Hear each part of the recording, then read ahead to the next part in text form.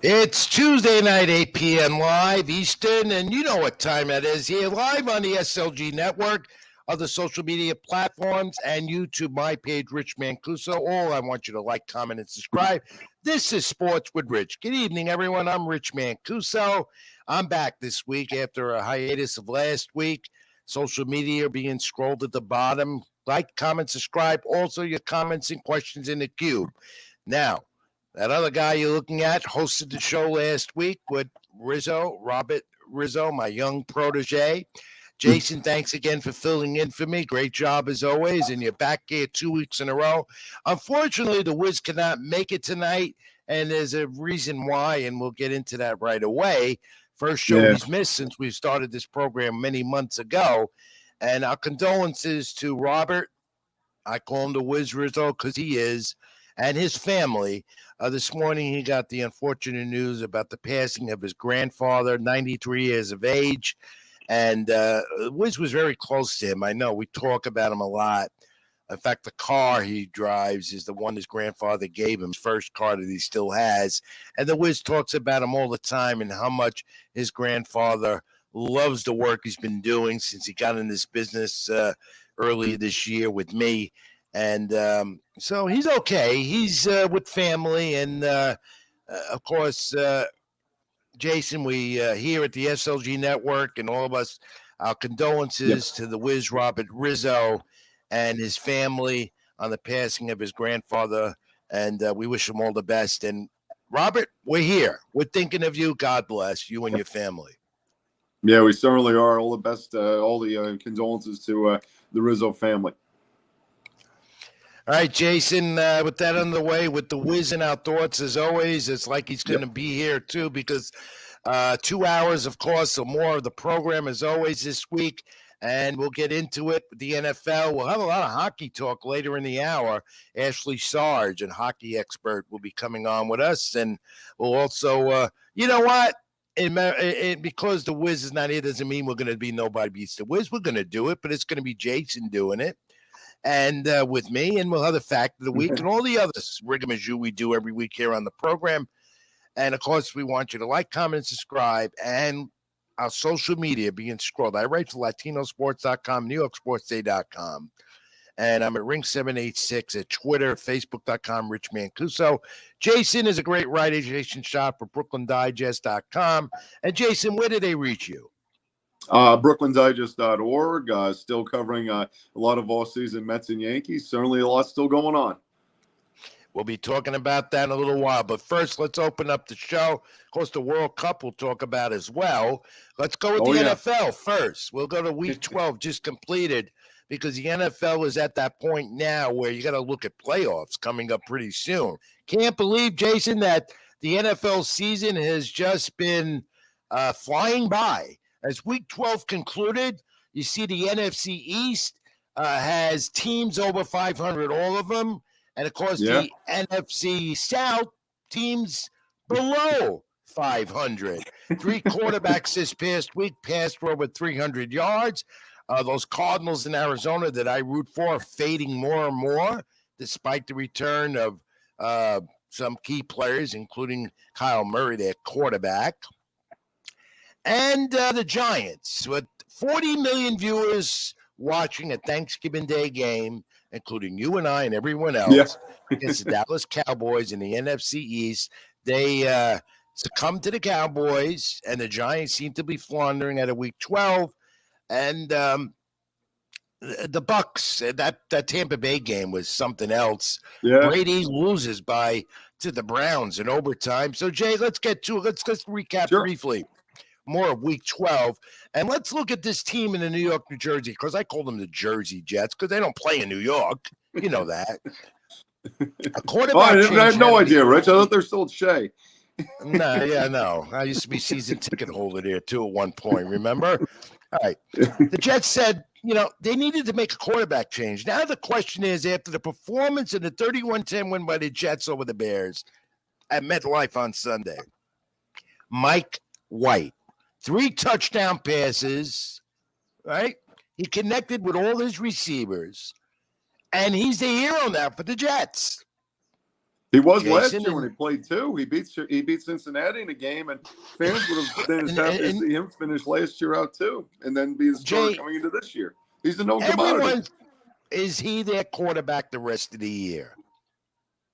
I think it's 50-50, and I think this is where the Jets have such a brilliant coach, is like they play Minnesota this weekend. If Mike White inevitably comes back to earth, and it happens quick sooner rather than later, he can turn to Joe Flacco for the final stretch. Joe Flacco is a Super Bowl winning quarterback, and if they are fortunate to make the playoffs, you then go into the playoffs with him. Solid. This Jet coach is always thinking 2 steps ahead.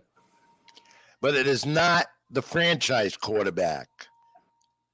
He That's won't be debatable. the franchise quarterback. Really? Yeah. So you base, Jason, you base it on this one game. Yeah. And they play the Vikings this Sunday. And the Jets are a team that, right now is 7-4. They look like 10 wins will get them in the playoffs. Should. Would you start? Do you think White will do the same thing against the Vikings on Sunday? Hard to say. The Vikings are certainly a lot better team than Chicago, and the Vikings are just coming off beating the Patriots. Now Mac Jones, New England's quarterback on Thursday, he had a great game, but they did nothing in the fourth quarter against that Vikings defense. So it's going to be very interesting to see how Mike White. This will be the first time he's going in. Big game, big opponent, on the road, expecting to win, and it's going to be interesting. I mean, I think he's up to the task. I mean, I think Salon knows what he has in him. Well, Jet fans right now are ecstatic about this. The football world's been talking about it since Sunday. Yeah. And if it were up to me, Mike White is going to get the start because the Vikings, and I will be very interested to see if he has that same consistency targeting his receivers on Sunday against that strong Minnesota Viking team. Yeah, I mean, he was able to have a great afternoon, almost 300 yards in the pouring rain over at the Meadowlands. So, I mean, that definitely, and especially the way that week was for the Jets, a lot of turmoil because they came off a very tough loss to New England, and then the quarterback changed. But I guess since he was the one being handed the job, maybe he didn't feel that pressure as much as the demoted Zach Wilson. I will see what your pick is going to be with Avery later on in the show. You two are going to do the picks tonight. The Wiz is pretty good at that. You are too. I'll step aside. Let's see. But let's look at the Giants now. Cowboys-Giants Thanksgiving Day game. And that drew over 40 million viewers, which shocked me. Highest Thanksgiving Day rated game in NFL history on the network. Yeah. And 40 million. Weren't people sitting down eating their turkey and having a good time with their family? The captive audience had nothing else to do. Well, I watched it. I did too. Look, I think everybody did. It was because it had a significance to it as well. NFC East battle, and the Giants all of a sudden now losing to the Cowboys. They've lost 3 of their last 4 games. Yeah, and it's because Saquon Barkley did not have his offensive running on the ground. Daniel Jones wasn't at his best, and the Cowboys, let's face it, they could be an offensive juggernaut. Oh, yeah. And, I mean, that's the thing. Dallas was coming in off a 43 demolition of Minnesota, so I think a lot of Giant fans were like, oh, look at this. We have a lead at halftime. But the thing football fans don't realize is these teams coming off short week, Dallas obviously knew when to conserve their energy because once the second half hit, they opened it with an 8-minute drive. Then they got the Giants to turn it over, third 3 and out. And then they went another long drive, basically sealed the game. They destroyed the Giants in the second half. Oh, without a doubt, Jay. It wasn't the same Giants team we've been seeing that compiled a good first half of wins. But now losing 3 out of 4, there's a lot of questions about this team. And let's see what they do as they go into week number 13, which is coming up on Sunday. But you got to remember, the rest of their schedule is not easy. No, 2 against the Commanders, 2 against the Eagles. All key NFC East division teams and those Washington Commanders are playing very good football. And they're in the mix because they're over 500. That is no longer the NFC least. It is now the NFC East and could be the best division in the league right now, by all means. There's no question to me about that. Let's look at the Raiders and that overtime win over the Seahawks. And Josh Jacobs, 86-yard touchdown for the walk-off touchdown. Baseball, he got the walk-off home run. Jacobs had an amazing 86-yard touchdown walk-off for the win for the Rays that needed the win. Yeah, and in beating the Seahawks, it didn't surprise me as bad as the Raiders were. The Seahawks definitely have come back to earth. Like, I think their last win was against the Giants. Then they lost in Germany to the Bucks. Then they had a week off, and then this performance. So they're now back, I think, to 6-5. So I mean, that's not a surprise. Geno Smith, once it's now at crunch time, comeback player. Yeah, Geno Smith, though, he's comeback still NFL right. Player of the Year. And on the other hand, you look at Russell Wilson in Denver. They want to chop his head over there. I don't know what the hell happened to Russell Wilson. He left Seattle and went over to Denver. He's just not Russell Wilson. That was my favorite quarterback in the league at one time. No more. Yeah, he got old in a hurry. And it's shocking because he's only like 32 or 33. He's not like, Tom Brady, 45, or Aaron Rodgers, who's 38, and they're looking old. You can tell there's no chemistry. And Jason, I don't know if you notice when you watch the Red Zone like I do every Sunday, NFL Red Zone, and you look into sideline, and you always see Russell Wilson and that sideline. They just don't know what's going on. They look confused, very, very disoriented. And so there's got to be something wrong there in Denver. And maybe Russell Wilson they can't adapt to him. Who knows? And the coach. You go get Russell Wilson, but you don't have a good coach. I mean, it's like relatable like the Brooklyn Nets here, where they always get these big players, but they always settle for loser coaches, and that's Denver in a nutshell. I mean, I don't think anybody could name their coach right now. No. How about Joe Burrow and the Bengals? They're fading fast as well, and Burrows is hurt, and he's hurt. The Bengals have nothing. Yeah, exactly. Yeah, the Chargers or the Patriots could certainly sneak in and take a playoff spot that everyone thought would have been the Bengals coming off the Super Bowl last year. So Deshaun Watson is returning versus the Texans. The Browns' 11-game suspension is over this Sunday. Do the Cleveland Browns, in your opinion, Jay, have a shot at the postseason with Watson coming back on the field?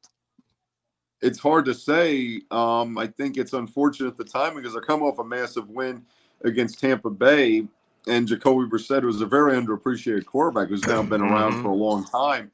So I don't know. I mean, there's gonna be a massive distraction, and I don't think they're nearly as talented as they were 2 years ago. Also, no, so it's hard to say. You look how stacked up that AFC is. I mean, I think there's a good shot the three playoff teams coming out of the East, or if somebody's going to jump in and steal one, it would be like the Chargers. We're going to look at that in a moment. But, the Browns thrive on Chubbs, too, their running game with Chubbs. And when he doesn't have it, it's just like the Giants with Barkley not having it. They can't do nothing. They can't put points on the board. So we look good. But I'm anxious to see what Deshaun Watson does coming back from 11-game suspension, the fan reaction to him, and his performance on the field this coming weekend. All right. Did you see Sean McKay there? Did you see they got drilled in the face on the sideline? Oh, by my goodness. One of his own players for the Rams? I never saw that. What'd you make of that? The sideline's gigantic. How is that even possible? I know. It's like the Wiz trying to drill me in the face sometimes when I get on his case sometimes. Or even you. That's true. In the press box at Citi Field and Yankee Stadium. You never know. We have our little cocoon at Citi Field, yeah. Yeah, but you know what? I've never seen that. That was weird. That was really weird. McKay is okay, but the Rams aren't, as you know. All right, let's take a look at those. No, terrible. Yeah, Stafford can't get healthy. Can't explain it more. Injuries, it's just not clicking. The chemistry that they had last year, they don't have. Well, they don't have the same players either, and everyone knew it. They loaded up for last year. They got Von Miller. They got Odell Beckham. Everyone knew why they didn't bring Beckham back. He was hurt. He still isn't even playing this year. But when they lost Von Miller, he was a huge part of that defense. As good as the other guys like Aaron Donald are, you added a Von Miller. When they added Von Miller, that took it to another level that they don't have right now. Very sad that their season's basically over by Thanksgiving. You bring up Beckham. Interesting because name is coming up again today that the Dallas Cowboys might be the front runner to get him again, and that Beckham will be back on the field and with the Cowboys soon. What do you make of and that, Jay? it makes sense because he probably wants to latch onto a team that could realistically win the Super Bowl. And I mean, people looked at the Thanksgiving game as like the Beckham Bowl, like whoever wins it would likely get him. Ironically, not the team that lost. I think for the Giants, that's probably the best outcome of losing that game because like any thought of going back to him, why? Yeah. I mean, he was a disaster here. Well, you know what? Let's look at it. When his head is straight together and he plays the game right, he's explosive and he can make a team win. So the Cowboys are really strong at that position, but getting Beckham in there, as long as he's okay and his head is right, he could even make them even that much better and win that division the next few weeks. And he's a humbled guy, and that's, I think, where the Rams guessed it right last year, that he would not have broken what they already had. There was like, no, this guy needs us more than we need him, and he'll understand that. I mean, there's a guy who was sullied, when the Giants got rid of him, then when Cleveland got rid of him. So there's a guy who, and maybe it's like if he can just go rack up some rings. I mean, Deion Sanders did that at the end of his career too. So that's a story that's developing, and we'll see how that unfolds in the next few days. Look at the standings right now as we go into week 13 in the NFL. Very interesting. We put that up. Take a look, I think, at the NFC first. And this is the division to watch in the NFL because it's tight. No matter what, the Giants losing 4 of their last 5, and Washington is making a run, and Dallas is there. Of course, those Eagles keep winning on top. No doubt going to be a number 1 seed ahead of there in the NFC. And, Jay, what do you make of the NFC right now after 12 weeks? I think the question is going to be how real Minnesota is because you look, they're 9-2. And, I mean, that was a good outing against New England. The fact that they bounced back after being completely destroyed by Dallas was pretty good. Other than that, Philadelphia, I think, probably is the sure bet. But you can't rule out Tampa Bay. I don't care. They're 5-6. They know their division. And they know they basically need to win 9 games to win it. I mean, that's the thing. It was surprising Tampa blew that game against Cleveland because they had gotten it together. They had found the tight end to replace Gronkowski, which I think is a very underreported story, how much they miss him. You have Todd Bowles taking over as coach too, but I think once they can get together, because that's what they did 2 years ago. They basically used the then 16-game season to basically get it all together. They were clicking going into the playoffs. Right. So you never know. Other than that, could this finally be Dallas's year? If this isn't, you guys, I mean, you say about so many perennial teams that always make it but never win it. If this isn't the year, when is, guys? Come on. Maybe the Vikings. You know, I look at the Vikings in this respect, Jay, because their final 6 games of the season are against teams under 500. Makes sense. Probably their own division. Which could win the division and give them that momentum going into the postseason in the NFC. The Eagles, the Vikings, again, and the 49ers are coming on in the NFC as well. And questions about them might be over. They're making a run right now. You got to look at this. The Bucks, the Cowboys, the Giants, Washington, 49ers, of course, the Eagles. Pretty strong NFC, I think. Even though a lot of those teams are under 500, but there's a lot to be decided in the final 6 games of the season in that conference. Yeah, exactly. You look at those 7, you almost can make a case for all of them to go all the way. You just never, especially San Francisco, when they got Christian McCaffrey from Carolina, that was a big move, and nobody even knew he was really available. And restoring Jimmy Garoppolo at quarterback, the most underappreciated quarterback in the sport, I think they finally have accepted he's their guy. I would hope, and I mean, if they let him be a free agent, boy, you can bet the bids he'll get. Now go to the AFC standings, right? Let's put that up and take a look what's going on here. Because the Chiefs are right now in the driver's seat as a first round. It looks like they're going to get the number 1 seed if this stays. The Ravens have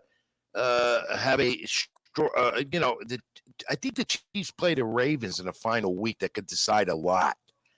In week 18, as they call it. So you've got that. You got the Chiefs. You got the Dolphins, the Titans, and the Ravens. And, of course, you still got the Bills that are got to be contended with there in the AFC East. And I don't know where the Bengals will end up now that Burrow's down, but the Jets are going to be, again, another interesting factor all this. And the Dolphins, because Tua, once again, this week, passed for 299 yards, Jay. Yeah. Exactly. I mean, he's a stud, and they've built the team around him. They've waited for this. I mean, this is a guy full pedigree out of Alabama. He's a star, and I mean, this who knows? I mean, if they can win the division, you could really make a case for them to go to the Super Bowl. But here's the thing about the Dolphins. If you're a Dolphin fan, you got to look at this. They play the Bills in Week 15. I believe it or not, it's a few weeks away. And 4 of their final 6 games are on the road. And that would be a very important factor for that Buffalo team. 4 of their final 6 are on the road, which could decide their fate towards the NFL postseason picture. You mean Miami, because Miami goes to like they still have to go to New England and Buffalo. Right. That's right. Yeah. So it's look, there is so much to me right now in the NFL, what you call parity. Yeah. And again, we've said this before. Many others do it, say it as well, that are experts on the game more than you and I, especially me. I'm just me. Jay, you don't never know what's going to happen week by week in the NFL. 2 teams take the field, whether it's Thursday night, Saturday, Sunday, Monday. God, they play every day of the week, Thursday, whatever. Yeah, exactly. More than any other sport, this is a league right now where you don't know. Every week, the complexion of a team, the complexion of a standings change. That's how much the NFL and why it draws so much interest. Even though ratings are not extraordinary, they're not where they should be by all standards. However, it's a league where suspense is the key every week when 2 teams get on that field. You just never know. It drives the gamblers nuts, so I know that, but you just never know. So Vegas is right, though, a lot. Yeah. They had the Giants Dallas pegged. Spread on that was like 9, Dallas won by 8. Stay tuned, because I'm going to pick your ear, as I say a little later, on who you think down the stretch here in the NFL might end up being the top 2 standing, the final 2 standing, as we get into the real thick of the NFL season right now, where it's real important. A lot of teams, as we said, in the playoff hunt, a lot of implications this weekend and the weeks to come. Later on in the show, you and Avery will give you picks, because I stay out of that, for week number 13. But we got to center our attention right now on what the world is watching.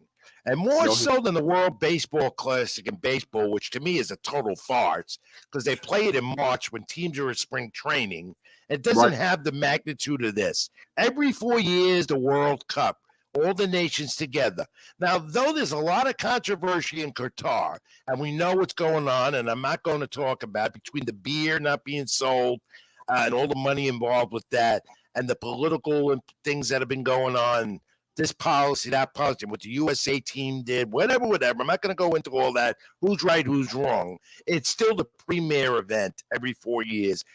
Soccer fans love it, of course, and I'm one of those. However, it's drawing people that don't have an interest in soccer. And you alone today were watching a game in New York at a local pub when the USA played Iran, and we're going to get into that now. The World Cup draws tremendous interest because it's a worldwide event. No matter what the political implication, whatever it is popular. And we're seeing it again, getting down to that final 16, including today, the FIFA World Cup. Team USA needed the win. They got it, 1-0 over Iran, and a well-played game. Though it seems like Team USA doesn't have enough to get that finish in them. But they made it. They're in that final round of 16, Jay. That's the second stage in Group B. And then we'll play the Netherlands now on Saturday. It's first time they're in the quarterfinals since 2002. What did you make of that game today, 1-0? They dominated early. I mean, they basically were camped out in the Iran zone the whole first half. They got the late goal. Christian Pulisic, beautiful setup. He slid in. Almost looked like he got hurt because he got spiked by the Iranian goalkeeper. It looked like they might have had a second one in extra time, but it was waved off because of offside. And then the second half, they kept the pressure on, but they couldn't get that second goal. And then when Iran started to get it going, in the 60s, they had like 3 prime chances. They had one that the U.S. goalkeeper went up and got just under the bar, then one just missed to the left, and then another one got through the goaltender, but one of their defenders made an incredible play. So they were very lucky, and I think the thing is that the level of competition goes up greatly on Saturday with Netherlands, a perennial power in the round of 16. This is not, as we say, the MLS. MLS. This is MLS. Jay and I have a think about that. We do. We can tell you another time, but this is football to them. It's the World Cup, and it continues in around the 16. Now we go to the knockoff, which makes it so more interesting because you win, you're in. You lose, you're out. You're knocked out, just like a fighter. You get knocked out, you're done, right? Yeah, the group stage is fascinating because, let's put it this way: for all the hype when Argentina lost to Saudi Arabia last week, once they beat Mexico on Saturday, their path's pretty clear. That group finishes tomorrow at 2 p.m. Argentina and Mexico, that group. And once you get it, and then also you look how the U.S. group came out. The U.S. got 2 ties, but then they won today. So you look at it. England won the group, followed by the U.S. Then the only surprise to me was that Iran was alive till the very end. So Iran finished third. Wales, a disappointing showing. First time they were there since 58. They have one of the best players in the game in Gareth Bale, who plays in MLS. And MLS, right. So basically, but if you said going in, Britain and the U.S. will advance, well, you don't have to watch any of it. That's how it turned out. Well, you know what? There's a lot of people watching the World Cup that know nothing about the sport at all. And because it's that international flavor. That's what it does. Exactly. And I'm fine with that. But just keep your political views and all that other stuff out of it. Brazil, though, is hurt. They're hurting because of a key injury. I believe his name is Neymar. Do you now pronounce his name, Jay? Look at that. Oh, Neymar. Neymar, right. Yeah. And he's a key striker for them, and he's gone. Cristiano Ronaldo, well known in Portugal. Yeah. And where does Portugal stand right now in the Cup? Portugal should be set to advance. They will play on they will finish up on Friday. Their group finishes on Friday. They're in the morning. And England beat Wales 3-0, so they're still in it. And Lionel Messi, you're talking about Argentina, who's probably one of the well-known players in the World Cup worldwide, along with Ronaldo. Maybe those are the top 2 names that people can associate with, right? So Argentina, as you said, has a shot to go farther in the quarters. Yeah, exactly. You look at I would put my money on Argentina. Argentina was a favorite coming in. That's why it was such a shock when they lost to. Because they got a bunch of good strikers on that team. That's why they do. That's a deep group. That's what it is. They have good strikers, and a lot of those guys come here to the States and play. You know where, Jay? MLS and Messi. The rumor is he's coming. And the rumor is Messi's going to come here to Miami after his season with Paris Saint-Germain. They find opportunity here now because the MLS is getting into this big $1 billion streaming deal with Apple TV. And to have names like that in the MLS, well, that could only help and catapult the league even more as expected. And then you go to France, and this guy Lawton, who's another good striker for France. Right. That's a loaded team. This is an amazing athlete. He's explosive, and he's so athletic. I'd love to see him in the States in the MLS for France. And Kylian Mbappe, too. I mean, any of these, you can make case for any teams. The one I would say probably not. Portugal has not proven to be ever deep enough once you get past Ronaldo. And this is his 5th World Cup. And the closest he came was 2006. They did make the Final Four. Lost to Italy or Germany. I can't remember who was in the semis, but yeah. And the amazing thing about both Ronaldo and Messi, neither of them won a World Cup. I know, and that's something fascinating. You think about it; it is fascinating. It's like MLB. So a lot of MLB players never won a World Series. They have great numbers, great careers, and you could go on and on about that in all sports leagues here in the States. All right, Jay, real quick to wrap up the Cup coverage tonight on the program, Sports with Rich, filling in for the whiz Robert Rizzo. Jay, who do you like as the maybe Final Four? What do you think, real quick? I'd go hard to argue going Spain, France, Argentina, and then wild card after they did well the other day. Could see Germany. So you don't see the U.S. being in the Final Four.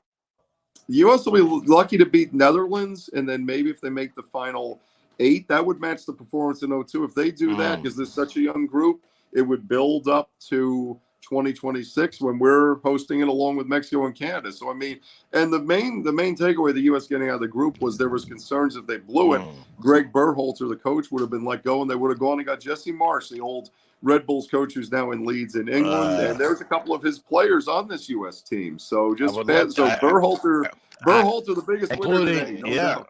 I'd love to see Sean Johnson, that keeper for MLS NYCFC team here in New York area. But he's one of the backup keepers on that team. So I don't know if he hasn't been in there yet. No. There's really no need because they have a good keeper as it is now. All right, Jay. Good work there, my friend. Thank you. Let's get to the bottom of the hour now before we go to our first break and bring Ashley Sargent and talk NHL. Fact of the week. You ready? Oh, yeah. Oh, the fact of the week is back. I know when you're with the Wiz, you don't do it. But I'm here, so you do it. We got some bobbleheads still up for grabs. Here's the fact of the week. Get it? Comment, question in the cube. Get the answer. All right. Avery, you want to come in and take a shot at it? He's producing tonight. Avery's gotten this before. Avery, you there? Okay, yep, there you I'm are, here. My friend. I know you're waiting for this. Okay? Everyone does. Everyone waits for the Rich Mancuso fact of the week. Remember, it's fact of the week, not trivia. It deals with the World Cup. Of course, it's in Qatar this year. And again, it's a fact, not trivia. How many World Cups have been won by the host country? That is the fact. World Cups won by the host country. How many? 2 or 3. The last one, I think, was France in 98. I know that much. All right, Jay, you're wrong. Right now, you're wrong. Maybe try it again later. All right, AB, you want to give it a shot? How many World Cups won by the host country? Fact, I'm going to say 7. Wrong. Both of you, I could say, are pretty close, but not there. And we'll try it again later. As well as all of you out there, all you got to do, comment, question in the cube here on Sports with Rich here live on the SLG Network and on my YouTube channel, Rich Mancuso, and other social media platforms. Like, comment, and subscribe on the as always. And we'll get that fact of the week answer to you again later when we close up the show. Think about it, guys. We're close, though. Time for our first break. We'll come back. Some NHL hockey talk with Ashley Sargent. You ready for that, Jay?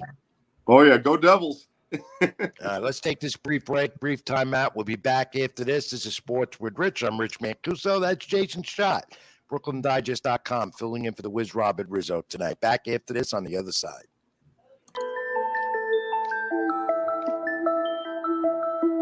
Doing bad, they gon' love you. Yeah. Doing good, they gon' hate you. Yeah. Look down on your come up, but to the hustle, stay faithful. Big goals by the rate full. Drip everywhere, that's wasteful. Accent color, that's tasteful. We front and center at the tape. Got 3-5 in my blunt. Yeah. 4 extra mud in my cup. Yeah, I'm feeling that. I'm feeling that. I'm feeling that. I was out of luck. Yeah, now my money up. Yeah, they feeling that. They feeling it. They feeling it. Show her in the truck. Then throw it in the guts. Yeah, she feeling it. She feeling it. She feeling that. Niggas talking tough, yeah, till we pulling up. Now he feeling that. He feeling that. He feeling that. Save me a gold casket. My life been tragic. Good gas and blunts pass. Blow out a nigga head gaskets. Fuck boys don't need them. Yo bitch crazy, better keep her. Yo niggas high when it's time to ride, but I bet that bitch start squeezing. Smoke sessions in the evening. Private chef and we eat it. It's a long way from voyeur to 4 years in Lamborghinis. Move different, can't see me. Only pictures ain't on TV. Tribe meetings and vibe readings. These space race like E.T. We had roaches in the kitchen. Now it's rooms in the villa. Took the cards I was dealt, flipped them. I'm the one who do the dealing. Get so much of my own, baby, I don't give a fuck about feelings. Everybody got a lot to say, but ain't nobody came with it. Fuck it, I spend it. Had it, I lent it. Trusted some niggas, now I regret it. I can forgive it, never forget it. Niggas still out there, I ain't gon' get it. Yeah, this is it, I can't slow up. Niggas muddy from the pole up. Big sauce like a cold cut. Either hoe up or you can blow up. Got 3-5 in my blunt, 4 extra mud in my cup. Yeah, I'm feeling that. I'm feeling that. I'm feeling that. I was out of luck. Yeah, now my money up. Yeah, they feeling that. They feeling that. They feeling that. Show her in the truck, then throw it in the guts. Yeah, she feeling that. She feeling that. She feeling that. Niggas talking tough. Yeah, till we pulling up. Now he feeling that. He feeling that. He feeling that. Where the ghost mean power, you a star, Omari Hardwick. Seen a lot of hardships, we was taking long trips. Talking through the glass, gotta medicate with strong hits of ganja. Gotta watch how people move around you. My brother got sentence cause of snitch. Niggas dying over bitches, niggas lie like it's religion. If you been dying, you feel me. Gotta keep applying pressure, double up, that boy can stretch it. Good credit or no credit, they need it, go get it. Lil' baby, this is me, what you get is what you see, and you best believe we wore red. Got 3-5 in my blunt, 4 extra mud in my cup. Yeah, I'm feeling that. I'm feeling that. I'm feeling that. I was out of luck. Yeah, now my money up. Yeah, they feeling that. They feeling that. They feeling that. Show her in the truck, then throw it in the guts. Yeah, she feeling that. She feeling that. She feeling that. Niggas talking tough. Yeah, till we pulling up. Now he feeling that. He feeling that. He feeling that.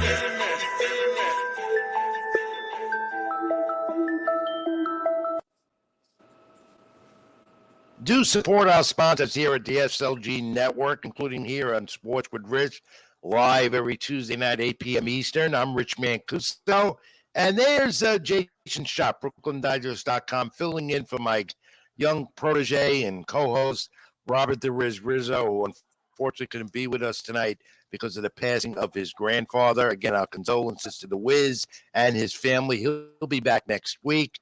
And finally, me and him will be back together. We haven't been together on the show for a couple of weeks.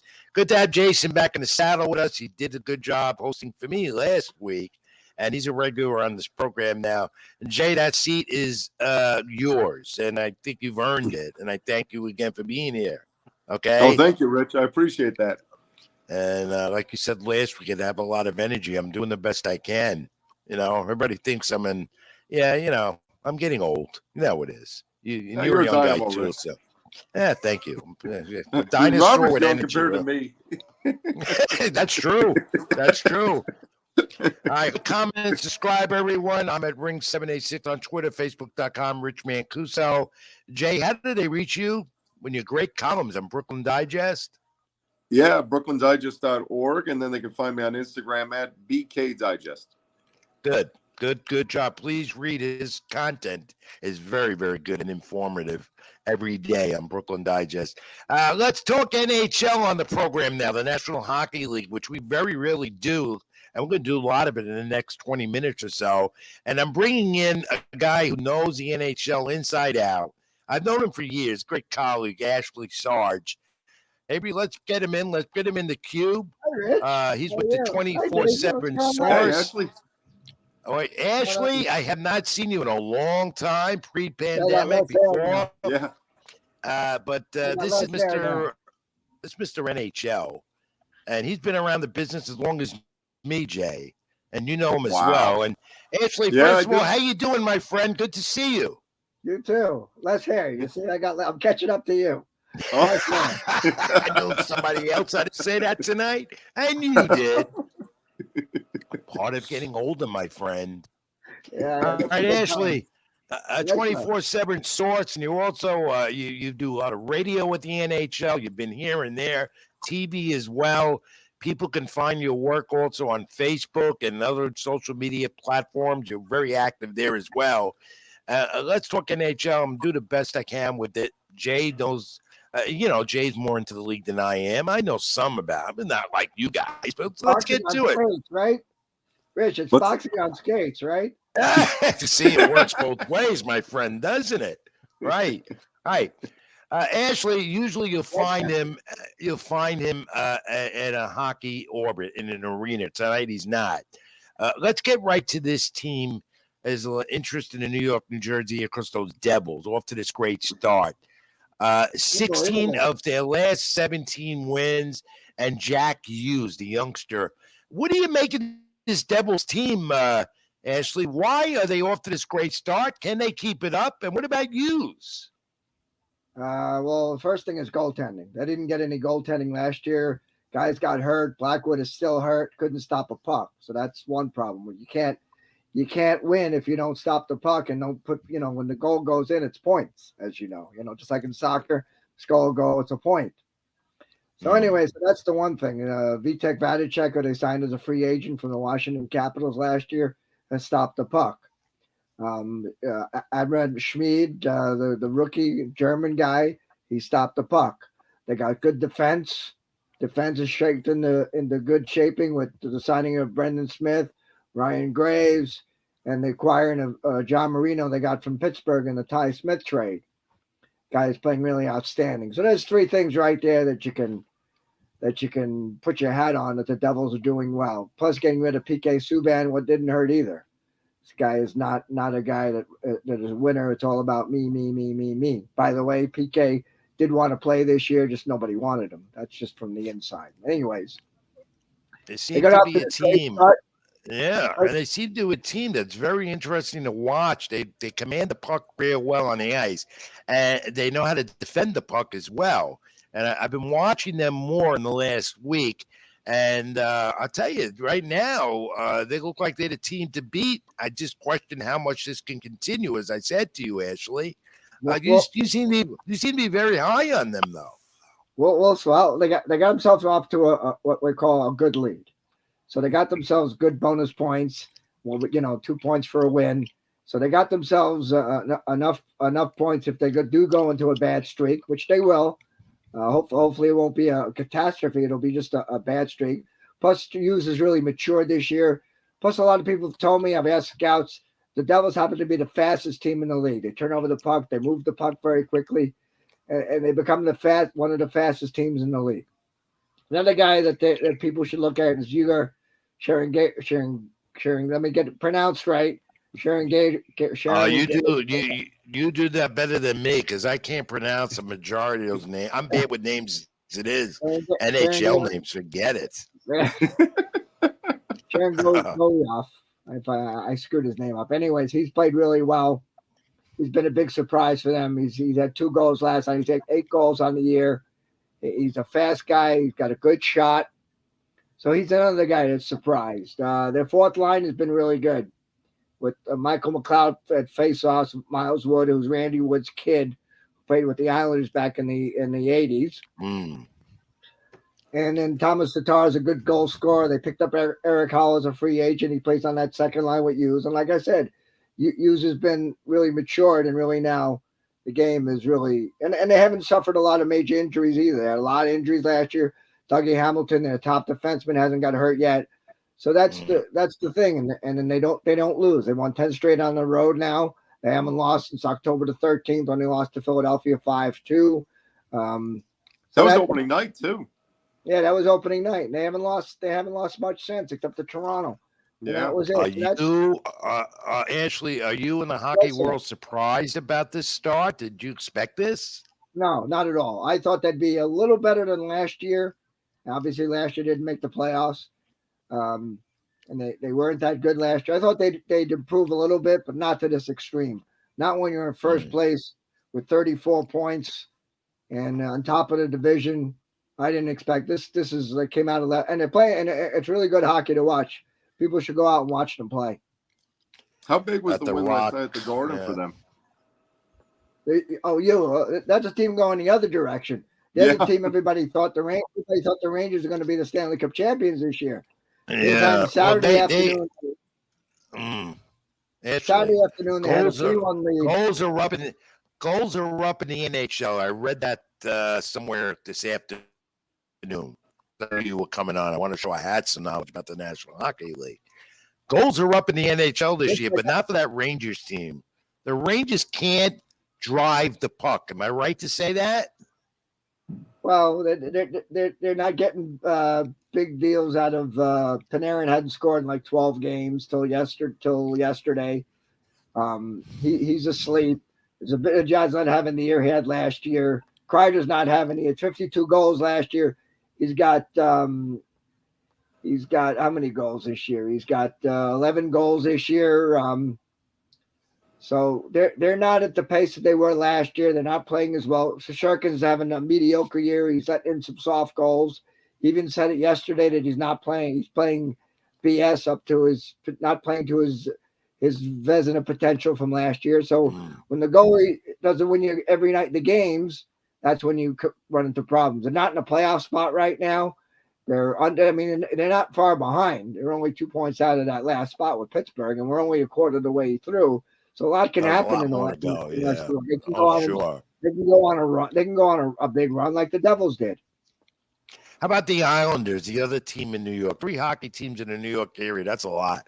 We all know that. Like baseball used to be. It's like when the Yankees. Yeah. Yeah. Like in fact, I used to enjoy Jay. I used to enjoy, and that's me and Ashley, numerous times at the old Nassau Coliseum, the barn, in Uniondale, New York. Now they got to go to the UAB Center where parking is a disaster. USB. Well, I call it UAB because I don't know whatever I want to call it. Because parking there is pathetic, even for media. But anyway, this is true. What do you make of the Islanders? They're playing better. Ilya Sorokin is their goalie. He's really good. He won the star. He got a star of the week this week. They're getting good contributions from Anders Lee and JP Pajot, and they're playing a hell of a lot better. They've won 3 in a row. Lee has played. Lee, Barzell, and Nelson have now had 21 goals and 45 assists in the last little while. They're 15-8. They got 30 points.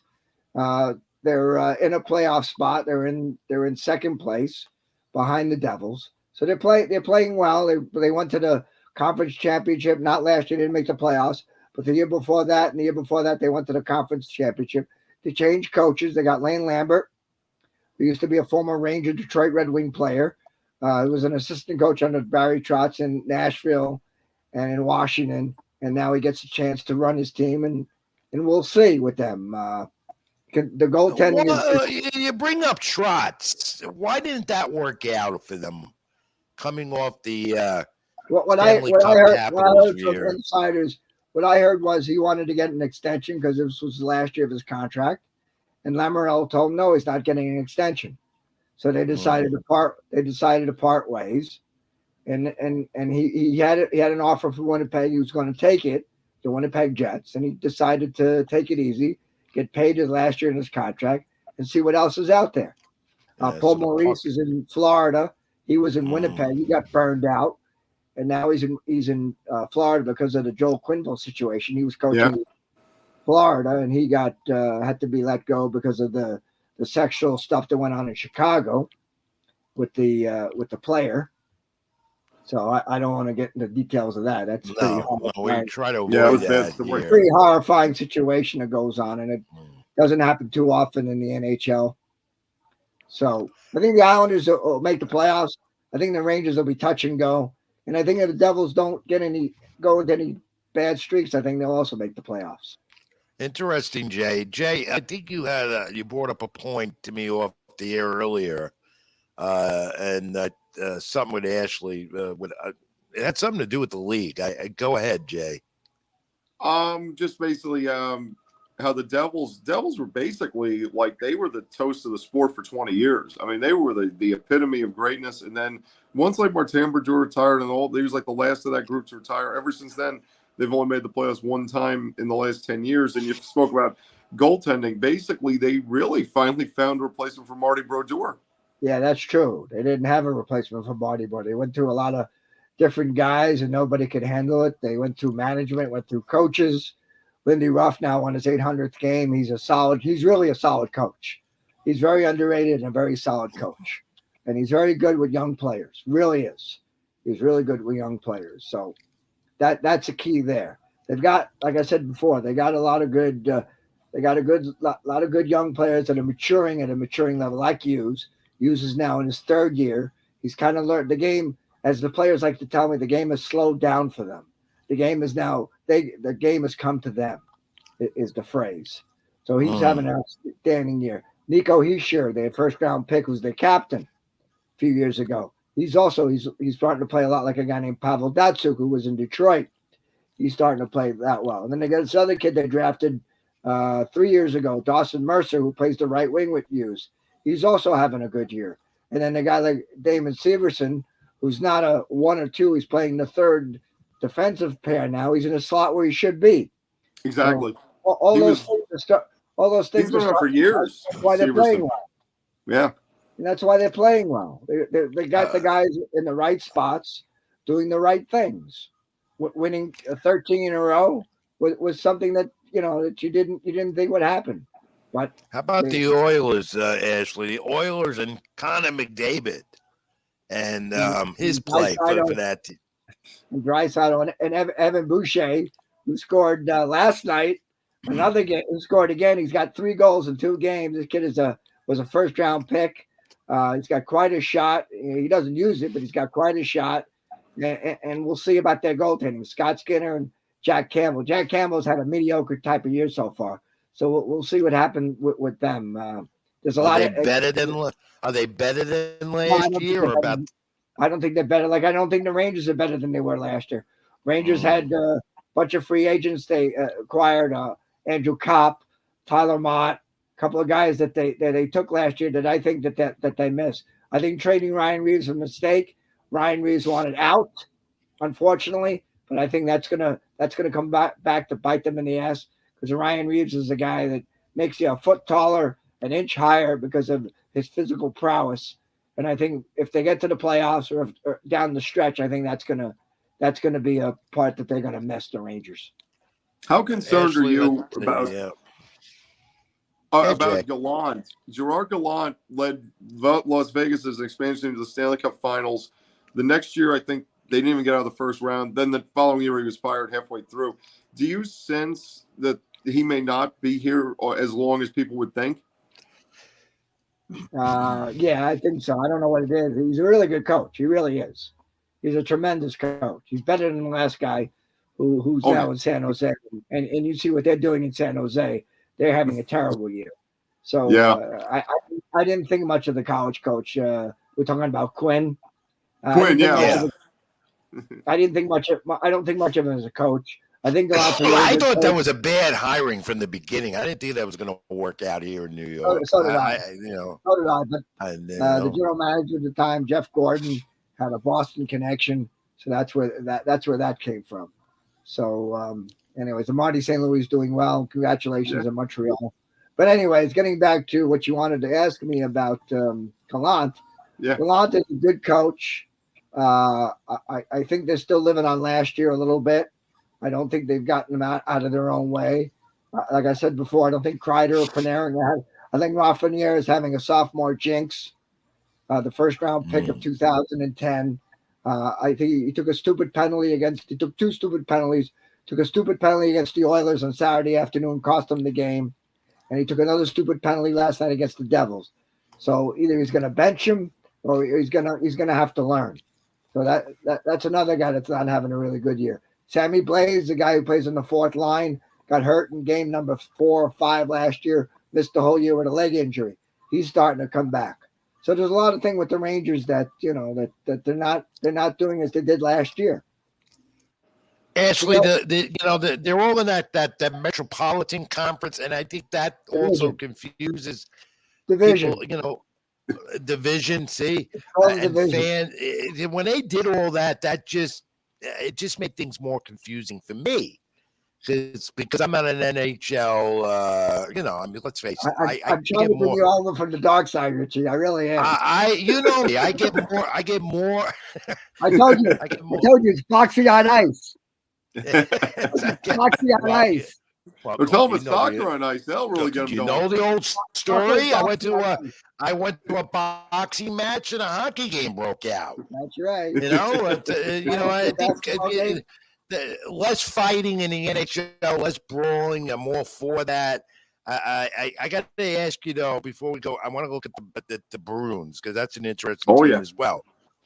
I need to ask you, Ashley, about the state of the NHL. Is this league healthy? We just got a comment in the cube from the Bio Boys that they're looking for an NHL franchise in the city of Houston. Of course, they have the World They have- Championship Astros. Will that ever happen? I think eventually it'll happen. They had the Houston Aeros and the WHA. They've had some minor league teams. They've had a lot of minor league teams that really haven't done that great. But I think eventually Quebec and Houston will. I think Quebec City will eventually get a team. I don't know if it'll be in our lifetime, but I think eventually they'll expand to Houston and Quebec City. You also want to keep a team open in case the thing in Arizona doesn't work out. They're hell bent on keeping Arizona together. That's a mess with the That's arena a there joke. and everything. Well, What a they're joke gonna that build- is. And you know, they should have never been there in the first place. That's not a hockey city. I've lived there. I know. It's not. They're By the way, Jay. It's not By the Rich. way, I'm Jay. stunned. No, they are not a hockey town. Sorry, there's too much else going on over there. It's so hot. I don't even know how to keep the ice cold. Yeah. You The know? wonders of air So conditioning. what to do? I can tell you, sitting in it, you cover another event in an arena that has a hockey rink. You better bring your mittens on your shoes, or bring extra boot protection because the ice is always down there below. Ashley, we got a comment. Lloyd Carroll, Jay, one of our colleagues, and who Ashley knows well as well, said the Philadelphia Flyers. He made a comment about the Flyers being a joke. Philadelphia. What's going on in the city brotherly love with that team? A disaster. An absolute. They hired John Tortorella as their coach. They have a lot of there you injuries. go. A lot of Second next my Ranger favorite coach they friend. heard in a row. He went after me once. I don't cover much hockey, NHL. I was a question in Madison Square Garden a few years ago when he was coach of the Rangers. I even forgot what I asked him, but he got really nasty with me, and that was it. Goodbye. I don't want to talk to him. He didn't turn out to be a great guy, good, friends with many people in the New York area. So he's coaching the Flyers now. Tortorella is a very intense guy when he gets between the ice. He's a very intense guy. Doesn't want to talk much about. Overrated. He doesn't talk about much of the other team. Well, I hope he's watching. He's overrated. They figured that they were going to be able to How about? Yeah. So what about the Bruins up there in Boston? Because that's a surprise to me. They've got the record for the most wins to start a season with 11. Yeah, are you surprised at that? Are you surprised at the Boston Bruins? They made a lot of moves in the offseason. I thought that they got Pavel Zacha from the Devils in the Eric Holla trade. Their goaltending, Olmark and Swayman are playing good. Marchand was hurt. The kid from Long Beach, McElroy, was hurt at the beginning of the year. So I thought they'd get off to a slow start. But they have a lot of depth. They're playing really, really well. They got a new coach, Jim Montgomery, who had some personal issues when he was at Dallas. And I guess they needed a new voice in that room. Marchand's playing out of his mind. So that to that part is that's why they do really good. Bergeron is outstanding in his 19th season, believe it or not. So put all those ingredients together, and they're playing really well. Well, you can see it off to the start, especially at home. Will they sustain this? Will they keep it up? Nobody will sustain. Everybody will go through some kind of bad streak. It's like every other sport. They will go through some part of bad streaks. You got to keep the bad streaks to the minimum. 2 games, 3 games. That's what the Rangers did last year. That's why it was so successful, because they only lost 2. I think they lost maybe 3 games, once or twice, and that was it. Otherwise, it was 2 games and a win. So that's that story with the Boston Bruins. So Jay, it was surprising when they fired Bruce Cassidy. Nobody thought that would happen. Well, I heard the guys in the room were tired of his voice. Kind of got tired of him. Some of the players didn't get along with him, from what I've heard. So it was time to make a change. He got a new voice. He wound up in Vegas. Vegas is doing really, really, really well also, because Vegas also needed a new voice there. And DeBoer, he wound up. Well, I don't think DeBoer's a great coach. He's in Dallas now, so their retreads are retreading. Yeah. Look what we've been talking about the last few minutes here, Ashley. as far as Yes, sir. teams. East Coast, you're talking about Boston, you're talking about the Devils, you're talking about the Rangers, the Islanders, and even You didn't talk as about much the as Calgary Flames. as much as the Flyers aren't doing that great, but we're talking a lot of the teams down the I-95 corridor, especially the three in the New York, New Jersey area that are always in the mix of something in the National Hockey League. Ashley, this has been great. Where do fans reach you? How do people keep in touch with your knowledge of the NHL? Because if you're the first guy, and the only guy I wanted on my program on Sports with Rich to talk NHL, and you'll do it again with us, I hope. How do fans reach you? Because you are a source of knowledge for the NHL. You always were, and you always will be. Jason, he eats, drinks, and sleeps ice. I do. I call him Mr. Freeze. That's what I call him. Hey, we forgot to mention my long. We forgot to mention my long. How did they reach you, Ashley? I'm on Instagram, Twitter, and the other one there. Instagram, Twitter, and Facebook. You can find me. And you are heard on already on the 24/7 source among some of the outlets. You work in the media covering the NHL, and you could find you somewhere covering an NHL game in the East Coast or anywhere else. I know that.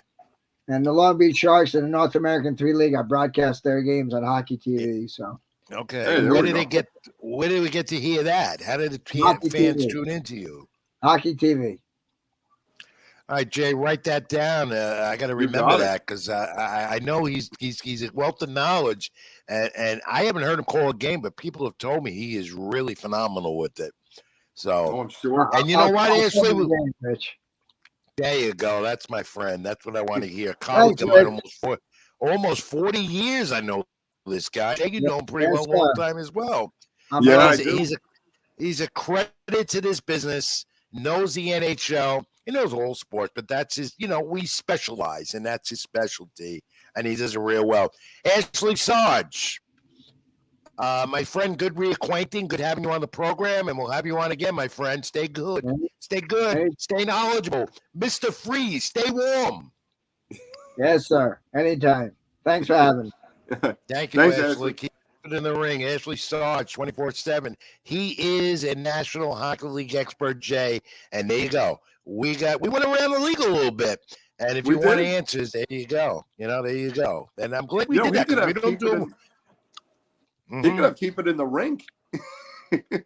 Don't give me any ideas. That's a good one. I'll give him the idea.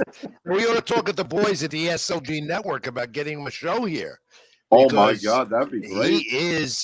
There is a following for the National Hockey League. It is one of the major leagues in sports here in America and Canada. So, let's face it. It's a major sports league. The NHL, of course, the Stanley Cup, one of the oldest traditional championship rounds that you'll get. It's a great sport. I just don't cover it like I used to. And I mean, let's put it this way: when there's Rangers playoffs, everything stops in the city. It does, because we got 3 teams in the New York City area. So I'm interested to see how far the Devils streak will continue, as well as how far the Bruins, and see where they go, because I got some good insights from Ashley just now, more about the Devils. He opened my mind a little more about the Devils and the Bruins, and I really thank him for that. All right, Jay, time for a break. Yep. I'm back. You ready for Keep It in the Ring? Oh, definitely. Can't wait. I know you can't wait. That's my forte. That's what I love. Keep it in the ring. Boxing. We'll have that next on Sports with Rich. I'm Rich Mancuso, live on the SLG Network and my YouTube channel, Rich Mancuso. Like, comment, and subscribe. That's Jason Schott, Brooklyn Digest. He's filling in for the Wiz Robert Rizzo this week. Back on the other side. Keep it in the ring. Up next. Stay with us.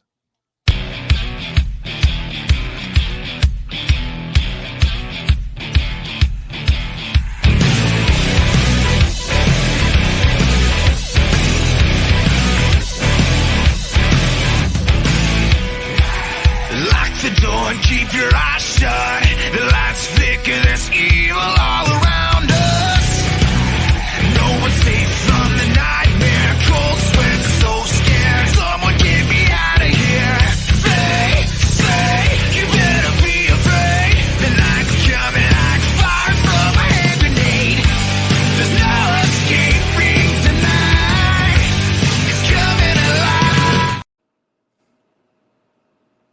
Okay, back for hour number 2, Sports with Rich, live here on the SLG Network and my YouTube channel, Rich Mancuso. Like, comment, and subscribe. Our social media handles at the bottom of the page. Like, comment, and subscribe. Leave us a comment or question in the queue. Much appreciated if you do that. I'm Rich Mancuso, and there's Jason Schott again. He's filling in for the Wiz Robert Rizzo. Had to take the week off. The passing this morning of his grandfather. Again, our condolences to the Wiz and the Rizzo family. This show is for you, Wiz. I hope I'm making you happy. And it's good to be back in the seat after taking last week, but I'll be taking some more weeks off. That's the way it's going to be. Tell people next week more about that. Jay, the regular on the program now, he's a fill-in guy, but you know what? He's got potential head host capabilities down the line as well.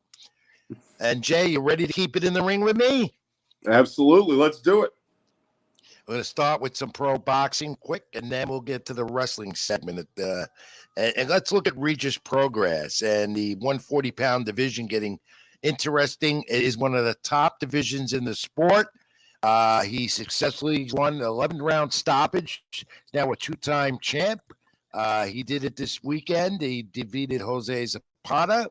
And Progress now has a mandatory challenger in the former champion Jose Ramirez in the division, Jason, at 140 junior welterweight. It's highly contested right now. And you know, now he's the WC junior welterweight title holder. Alphabet soup is all over the sport, as you know. But Progress is on that, I wouldn't say comeback trail, but he's always been in that driver's seat. He just hasn't had a stable promoter. And now he does with the new group programmer. I believe that's what you call them. And Richard Schaefer used to be with Oscar De La Hoya. Oh, Good, I remember him. Good fight. Good, yeah. Remember Richard Schaefer? Good fight for Progress. Nice young man and champion again 2 times. But he's got to have people coming after him for that title. That division is highly competitive. Josh Taylor, Jose Ramirez, and even this guy Teofimo Lopez we'll talk about in a moment. Punch stats. This was interesting in this fight. 38% punches landed. That's good. You're going to get a win.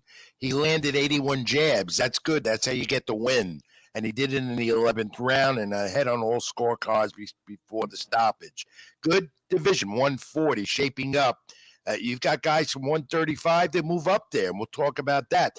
Heavyweight, Jermaine Franklin over Dylan White this weekend. That was on the Zone. I don't think these two guys have much to be a part of the heavyweight title mix. But, Jason, the way that goes with the Franklin win over White, or the White win over Franklin, that's how much I knew. But, you know, I'm a boxing guy, and I paid no attention to this heavyweight fight, but I had to talk about it over in London. That was on the Zone. Not the hot division anymore. No, it wasn't. No, it's not. It hasn't been. But this guy is making it a hot division when he says he's not retiring and comes out of retirement as he's doing this weekend. We're going to have trilogy fight weekend, which I love. 2 of them, in fact, including the guy Tyson Fury that we're talking about. He is making the heavyweight division. The WBC champ, Derek Chaozer, their 3rd fight. And it's looking like Fury says that he's hurting.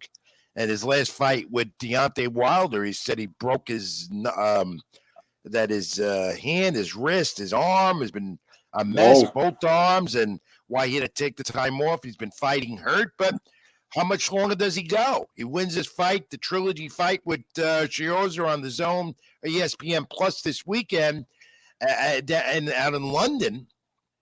And then he could get Usyk, the Ukrainian champ who has all the other titles in the heavyweight division, try and unify it, which they're trying to do. Or Anthony Joshua, the big fight that he always wanted right there in the UK, Jay. But Tyson Fury, he makes heavyweight division. His trilogy bout with Chiozza happens this Saturday on ESPN Plus. And in Glendale, Arizona, where you could say boxing is kind of strong. They've been doing more there outside of Phoenix. The trilogy fight with Juan Francisco Estrada and Roman Chocolito Gonzalez for the vacant WBC junior welterweight bantamweight title. That's on the Zone. These guys have had a rivalry going, and good rivalry, friendly rivalry, for about 11 years. in boxing. And now they're going to have a trilogy to end it all this weekend on the Zone. And, Jay, in 2 fights, these two have traded a combined 2,529 punches. How about that? Woo. That's some stat right there.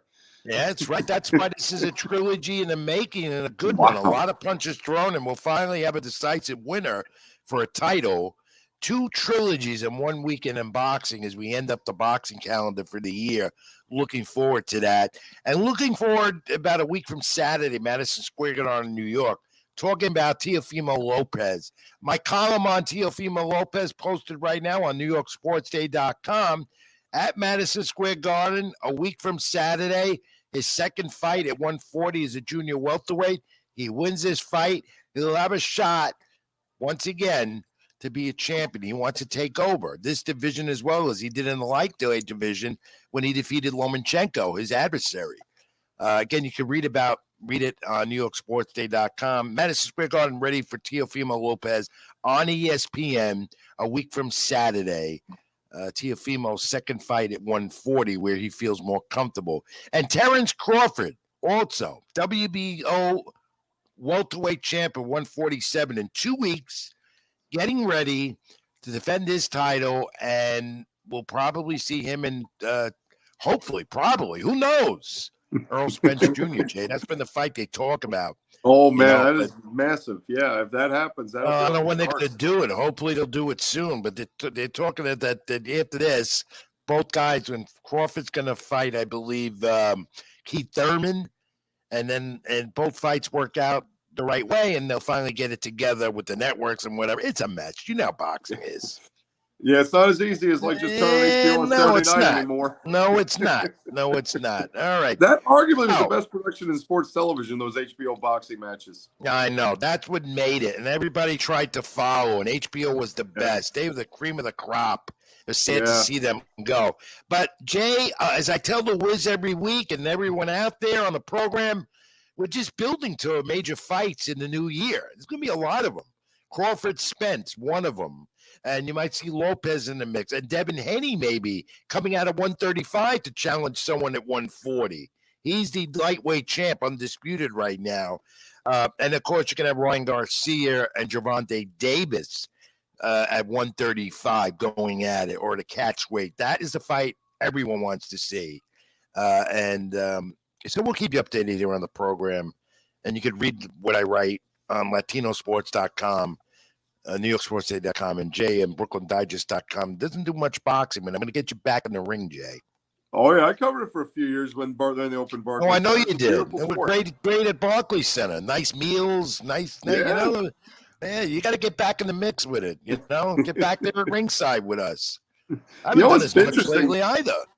You mentioned the fight in Glendale, Arizona. I believe that's at the arena that used to house the Phoenix Coyotes. And their lease ended, and that's why they were at a 5,000-seat college hockey rink. That's one of the stranger situations. Like, you hear about teams losing leagues all the time, and it never happens, but it did to them. Yeah, no. There is a UFC note that came out today concerning Nate Diaz. He has said he's no longer with the UFC. He's now a free agent. He's one of the most prized, coveted fighters on the UFC circuit. Dana White and him have parted ways, so he's a free agent.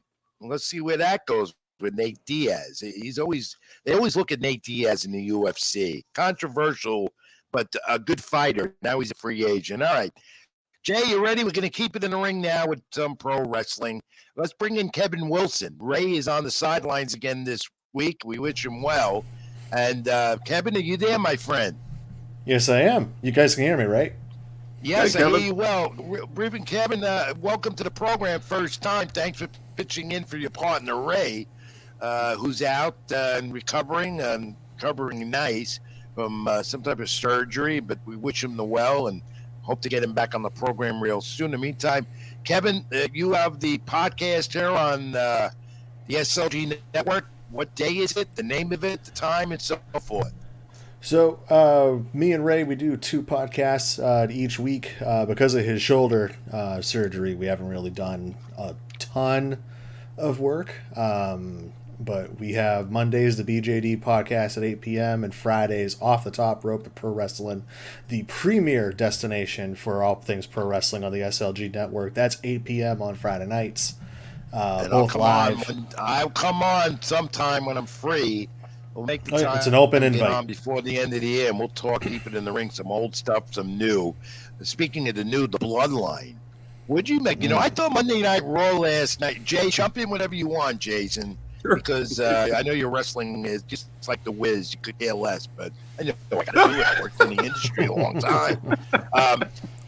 Monday Night Raw was off the charts last night. Coming off Survivor Series War Games and the Bloodline too. What do you make of the Bloodline now? Does Sami Zayn turn on these guys, or they turn on him? I still think it's going to be the Bloodline turning on Sammy. You know, that's going to break everybody's hearts, including mine. Sammy is doing yeoman's work when it comes to creative, when it comes to I can't stand making people believe him. I can't stand him. I can't stand. He's a fake. He's a fake. Well, he's a fake. He's Fakes in wrestling, Rich. He's a Canadian. I mean, it makes sense. DJ with kayfabing it or whatever. He's just a fake. I just can't. He's one of those guys that, like, he plays his character day. It's like one of those fakes you would meet as a friend in a group that you could see he's just a fake.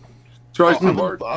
I thank you for accepting me. I love you. Thank you, guys. I'm a part of the Bloodline. I'm a part of the family.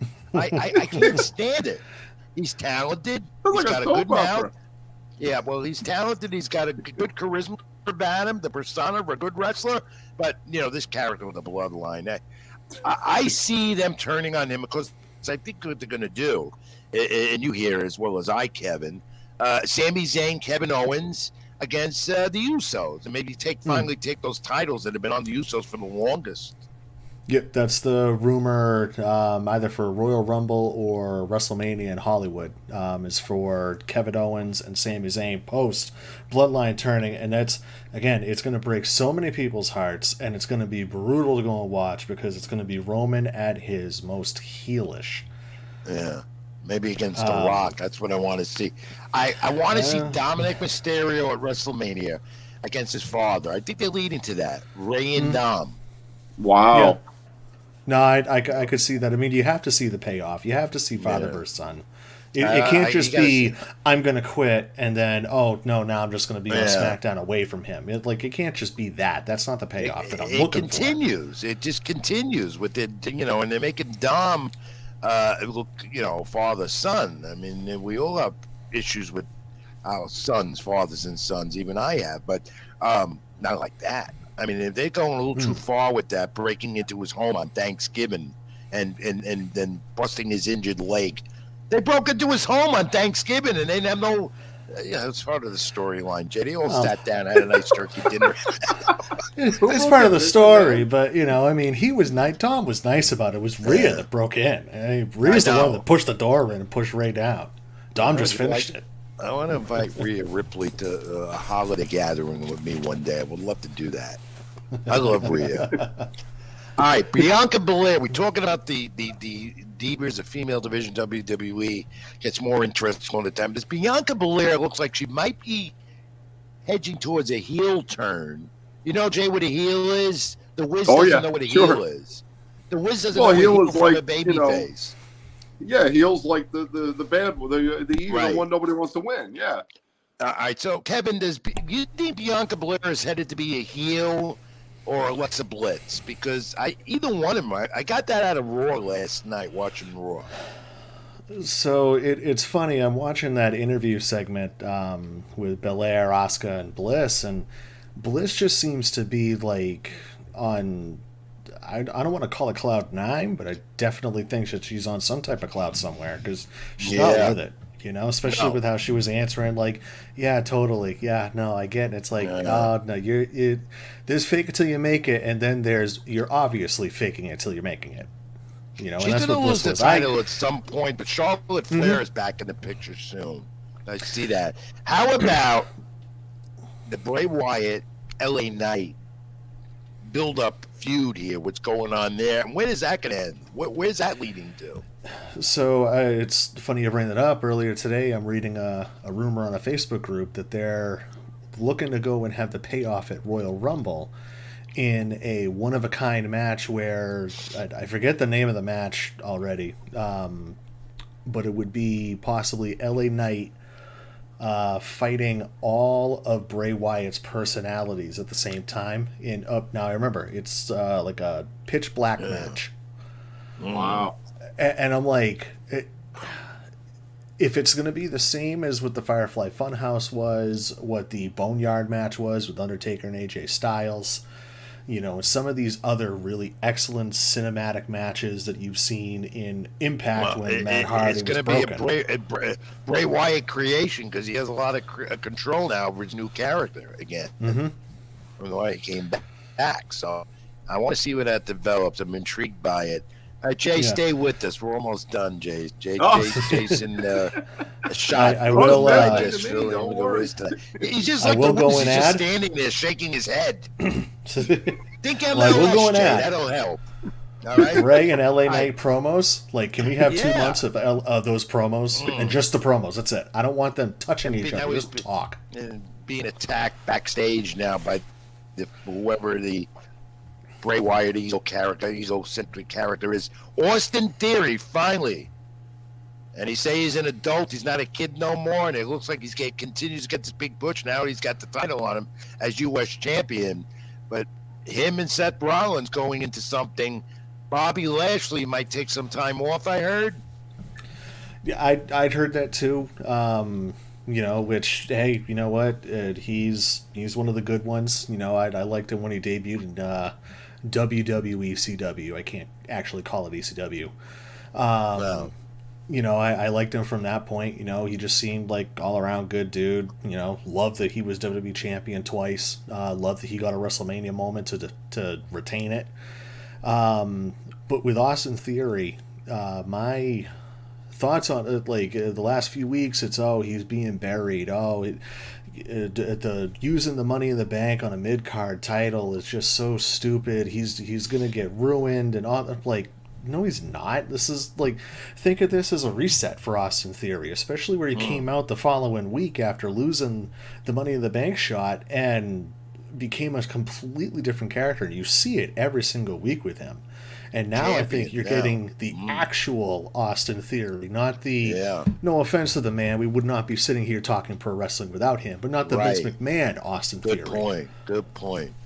A lot going on in WWE with Triple H in control and doing a great job because we saw that again coming off Survivor Series War Games, the last major event of the year before the Royal Rumble in January of the new year. But AEW continues, and John Moxley now sits on the side. MGF, the new champion, AEW champ. What are you hearing about MGF's plan, and where are they headed with something as they wind down the year? So I know Ricky Starks is going to be the next contender after winning the contender tournament that they did for the last month. As far as that, it's going to be very interesting tomorrow night if MJF shows up in Indianapolis. If Regal also shows up, if Moxley is wanting revenge. It'll be very interesting. Jason, the storyline, Regal with Moxley turned on them brass knuckles, and now Moxley comes in the ring last week and tells Regal to just keep walking and don't come back, and he did. So all the rumors, as wrestling fans do and as wrestling sheets do, and the pages, Regal's going back to the WWE because he's very tight with Triple H. You're hearing all of that. That's not happening. It's just a part of the angle. But interesting how they did that. Anything else, Kevin, before I let you go? I'm going to keep you on and read this quick note, too, as well. But anything else you're hearing in the rumorville, WWE, AEW, or anything else? No, other than I don't really want to call it a rumor, but the prevailing theory that it's going to be Cody winning the Royal Rumble and taking one of the belts off of Roman, and then The Rock taking the other. Which, if that's the case, I don't agree with The Rock being a champion. I'm okay with The Rock and Roman not being for a title at all. Well, watch The Young Rock. I'm enjoying season 2 on Friday nights on NBC. Are you watching that, Jay? You watching The Young Rock? No, I'm too busy out dancing on Friday nights, Rich. Oh, that's something to dance. I didn't know you dance. I don't dance. Good for you. Well, you can always, could always watch it on Peacock. There's a big promo for Peacock. They have it.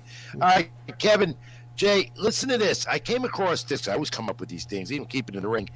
10 states where wrestling is most popular, pro wrestling. I don't know if you saw this, Kevin. 10 of those states are on the East Coast, which to me demographically and all that really interesting. West Virginia, Kentucky, they're the top 2. Rhode Island 3. Iowa, Pennsylvania, which I knew. Ohio, yeah. Tennessee, Mississippi, and the bottom 2 you got Carolina and Indiana.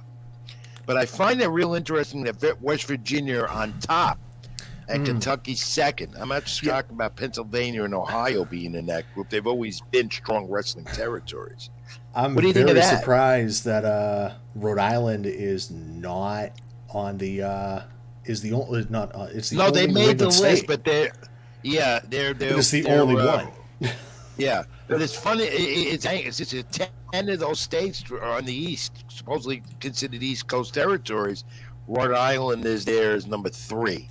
Yeah, that's the home of where the King of the Ring started as well for WW when it was then the WWF. So, now, Kevin Wilson, Rich, my friend, yeah. Real quick, which of the Carolinas? That would be, I think North. Yeah, North. Score 1 for the bad guys then. But you are where, Kevin? I live in South Carolina, so if it was South Carolina, that'd be for the good guys. No, it was North. And you know why? That's Ric Flair country. Oh, yeah. There's also talking about a comeback WWE. Come on. Enough for Ric Flair. Yeah. Well, like you said, Tennessee in the list. You said Mississippi. Like those make sense. Yeah. That's mid-South. You know. All right, Kevin. Thanks for pitching. Kevin Wilson. Where did they reach you again? And give our best to Ray. Either you or him back here next week with us on the program, or maybe even both of you. How do they reach you, Kevin? Yeah. Great wealth of knowledge, keeping in the ring with us. Well, you can reach me by following all the SLG Network socials, and also following my Twitter. It's at Zrivam13. I'll spell it out: XRIVAM13 on Twitter. I barely tweet. I try to tweet. I barely tweet. Well, you know what? I've gotten to that point, and I'm just about done with Twitter as well. So I do have. It's just still to informative, keep it. but I don't blame you. All right, Kevin Wilson, my friend, thank you for giving us some great insights on keeping it in the ring this week on the program, my friend. See you next week. Yeah, thanks for having me. It was a pleasure. Always a pleasure. I'll get on your program soon as I can. All right. Open invite. Open invite. Thank you, my friend. All right, Jay, interesting. Hope I enlightened you with the wrestling knowledge a little bit. Yeah. Well, let's go NBA, something you're more familiar with. And let's talk about the Knicks, and let's talk about Jalen Brunson. Now, I have a problem with this team in New York for the NBA as well. What is wrong? Brunson scores, but the others don't, and there's no consistency with this team on the floor, as well as Obi Toppin, who should be getting more playing time. Oh, yeah. Why? Oh, yeah, the hometown kid. Can you Brunson and Toppin on the same game? Why does you're in on this more than me? Why does Toppin not get enough playing time on this team? He didn't fit into the system. What's going on? It's mystifying. I mean, maybe the thing is because he is like a true center, they almost don't know what to do with him. That they're maybe committed to playing like more small ball as is common now. But it's like you can run traditional, and it's surprising Tom Thibodeau doesn't just go more defensive. Like that's how we can win. I mean, you think the Knicks go back Pat Riley 30 years ago? He knew the players he had. You got to know the personnel you have, and Pat Riley went for Showtime Lakers to incredibly defensive Knick teams in the 90s. So I don't know. I think Thibodeau he's regressed since he arrived. I mean, they had that big showing 2 years ago. They made the playoffs and everything, and then ever since then, it's just these aren't well put together rosters. Guys like Julius Randle, they've overrated big time.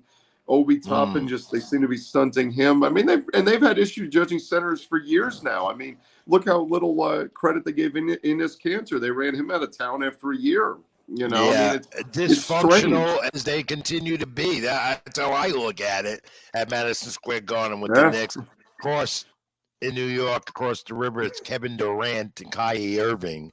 The Nets seem to be a little, just a little better, playing a little better now that the two of them are on the court together. But Simmons is hurt again. What's with him?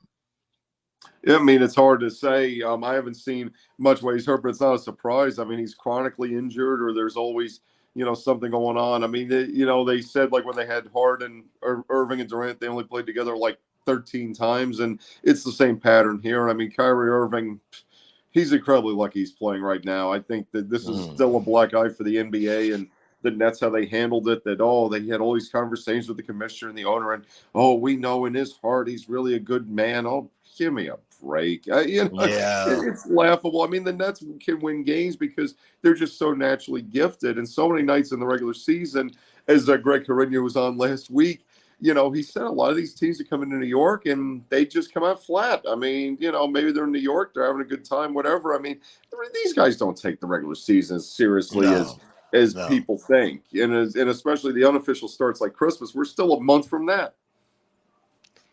I'll get an update on the scoreboard in a little while. Take a look. Do you have an update on what they're doing? I think both teams are playing tonight, aren't they? Let's see. Yeah, the Knicks. Yeah, I know the Knicks had a tough one with Memphis on Sunday. They beat Detroit 140-110 in Detroit, so they're now 10-11. You mean the Knicks scored 140? The Knicks scored 140 points tonight. They did. Play that number tomorrow. Wow. And Detroit fell to 5-18. And any other scores of interest in the NBA tonight going on right now that you see, Jay? Let's see.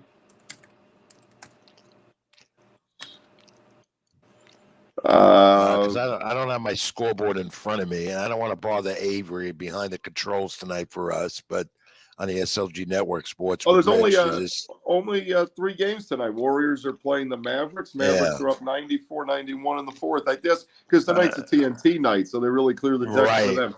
Right. So the Clippers, though, are getting great production from Zubac, 31 points, 29 rebounds. Yeah, he's finally flourishing. That's the team that the Wiz roots for, the Clippers. Yeah, that's Billy Crystal's team, too. And LeBron James is back in the lineup for the Lakers, and he's been touch and go with this team as they continue to struggle and try to get their game together on the court. Yeah, I mean, LeBron himself, he's putting up massive numbers, and I mean, basically, he's about to hit some big personal milestones. But if you're a Laker fan, they really don't. That's just the rest of that team's a whole collection of just players that don't fit, don't mesh, or they're guys like Russell Westbrook who they can't find a team to trade the guy to. He's a complete flop, He doesn't seem to be happy, Jay. Not at all. I've never seen LeBron so unhappy, just based on what he says. Yeah, and some of the actions that he's taken in the first 5 weeks of the NBA season already. He didn't seem happy with the Lakers from all means. No, and his fingerprints are all over that roster. He's basically the de facto GM. And last year, he brought in all his old pals like Carmelo Anthony, Russell Westbrook, all these guys. Dwight Howard came back for like the 5th time. It didn't work, and they can't keep Anthony Davis healthy enough to be a serious contender. Well, the NBA is gearing up for another big, heavy 3 weeks ahead, culminate with Christmas Day. What, they have 4 games on Christmas Day? 5? Yeah, so that's their biggie. And the challenging NFL the has a triple header on NFL Christmas too. No, I want to see how many people can be celebrating Christmas. Look, last year there was a fight on Fox Prime. That's right. At the Prudential Center, I believe, there in Jersey, where their Devils play. Right. And they had a major fight show on Christmas night because it was a Saturday last year. Totally Don't understand that. Anyway, more NBA next week. We got to talk MLB because the winter meetings now begin this Sunday in San Diego, and that's where it's going to start. Now we're going to hear a lot. You're hearing the rumors, but now everything's going to culminate. There'll be free agent signings. There'll be some trades. There's a lot of news, rumors, a lot of news, a lot of things happening for teams, including here. Already things have happened. Clevenger signed with the went from San Diego to he's with the Padres now. Where did Clevenger go? Where is he now? Cleveland. This is what I'm so like. I'm a baseball guy and I don't know that. Let's see. He was on San Diego. I know that. People looking at this, listening to me now, are saying, "What a fool! Get off the air! How does he not know this?" Well, I'm sorry, I threw a blank. Oh, he went to the White Sox, and the White Sox just lost their first baseman. Well, yeah, that's Jose it. Abreu went to Houston. Right. And Jose Abreu is now at 36 years of age with the world champion Astros. I think got a 3-year deal with a good amount of money. Yeah. So he's off the board, and the Astros feel that that's their answer at first base now. So those were 2 quick signings before the winter meetings. There's going to be a lot of them. A lot of names. You're going to hear a lot of names in the next few days at San Diego. But these are the 2 big names everyone is waiting to hear. Jacob deGrom, Aaron Judge. Let's look at Aaron Judge and Jacob deGrom here. Where do they go? Well, I walk around, I talk to people, and that's the question they're always asking me. Yeah. Rich, where does Aaron Judge coming back to the Yankees? I tell them, I don't know. I'm not the general manager. I'm not the agent. It's up to the agent and how much money he needs. It's anyone's guess right now. But I think both of them, Jay, I think Aaron Judge is going to command a lot of money. We know that. Yeah. And we'll have an answer maybe in the next week where he's headed. San Francisco, back in the Bronx. What's your gut feeling on that with Aaron Judge? San Fran wined and dined him last week. He dined with the manager and the general manager, and then they brought Steph Curry over to just sort of show like we can turn this into title town. That's very appealing. He's from that region. Then the interesting development to me, then I can't imagine this team's not going to have a say, is the Giants' main rival, the Dodgers, who just let go their MVP from a few years ago, Cody Bellinger. And to me, I wrote this in my piece about a week or so ago, that I could see the Yankees, if they lose Judge, taking a flyer on Bellinger, figuring his dad played here. He's got a lethal swing, even though his average is down tremendously. He's still at 19 home runs last year. The guy still can hit. So it'd be interesting, but yeah, I could see him basically that bidding war out west. Those 2 and the Yankees. The Yanks have not proven to go after top free agents. And where Garrett Cole, that's fine. That was one signing in like the last 10 years of the top guy on the market. And the Yanks have not proven to be like, we'll pay anything to get anybody anymore. And that goes for Judge. That goes for Justin Verlander. I just don't see it. I just don't know. And it's Jacob deGrom, I think, is a little more certainty here. I didn't want to stay in New York, and I believe the Mets will give him a good deal of 3 years. How much? I don't know how far they'll go with it, but I know the Rangers are in hot pursuit. Forget about the Yankees. You had talked about that. Brandon Nimmo of the Mets, coveted outfielder. A lot of teams looking at him. But those are the 2 names we're going to look to see. Where does Aaron Judge and Jacob deGrom, where do they end up? Might get an answer.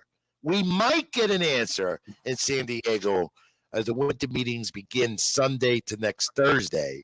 And maybe we'll be on the program next week to talk more about it. But there'll be a lot of moves, a lot of talk. I'm not going to San Diego. I usually go to the winter meetings. I'm not going again this year.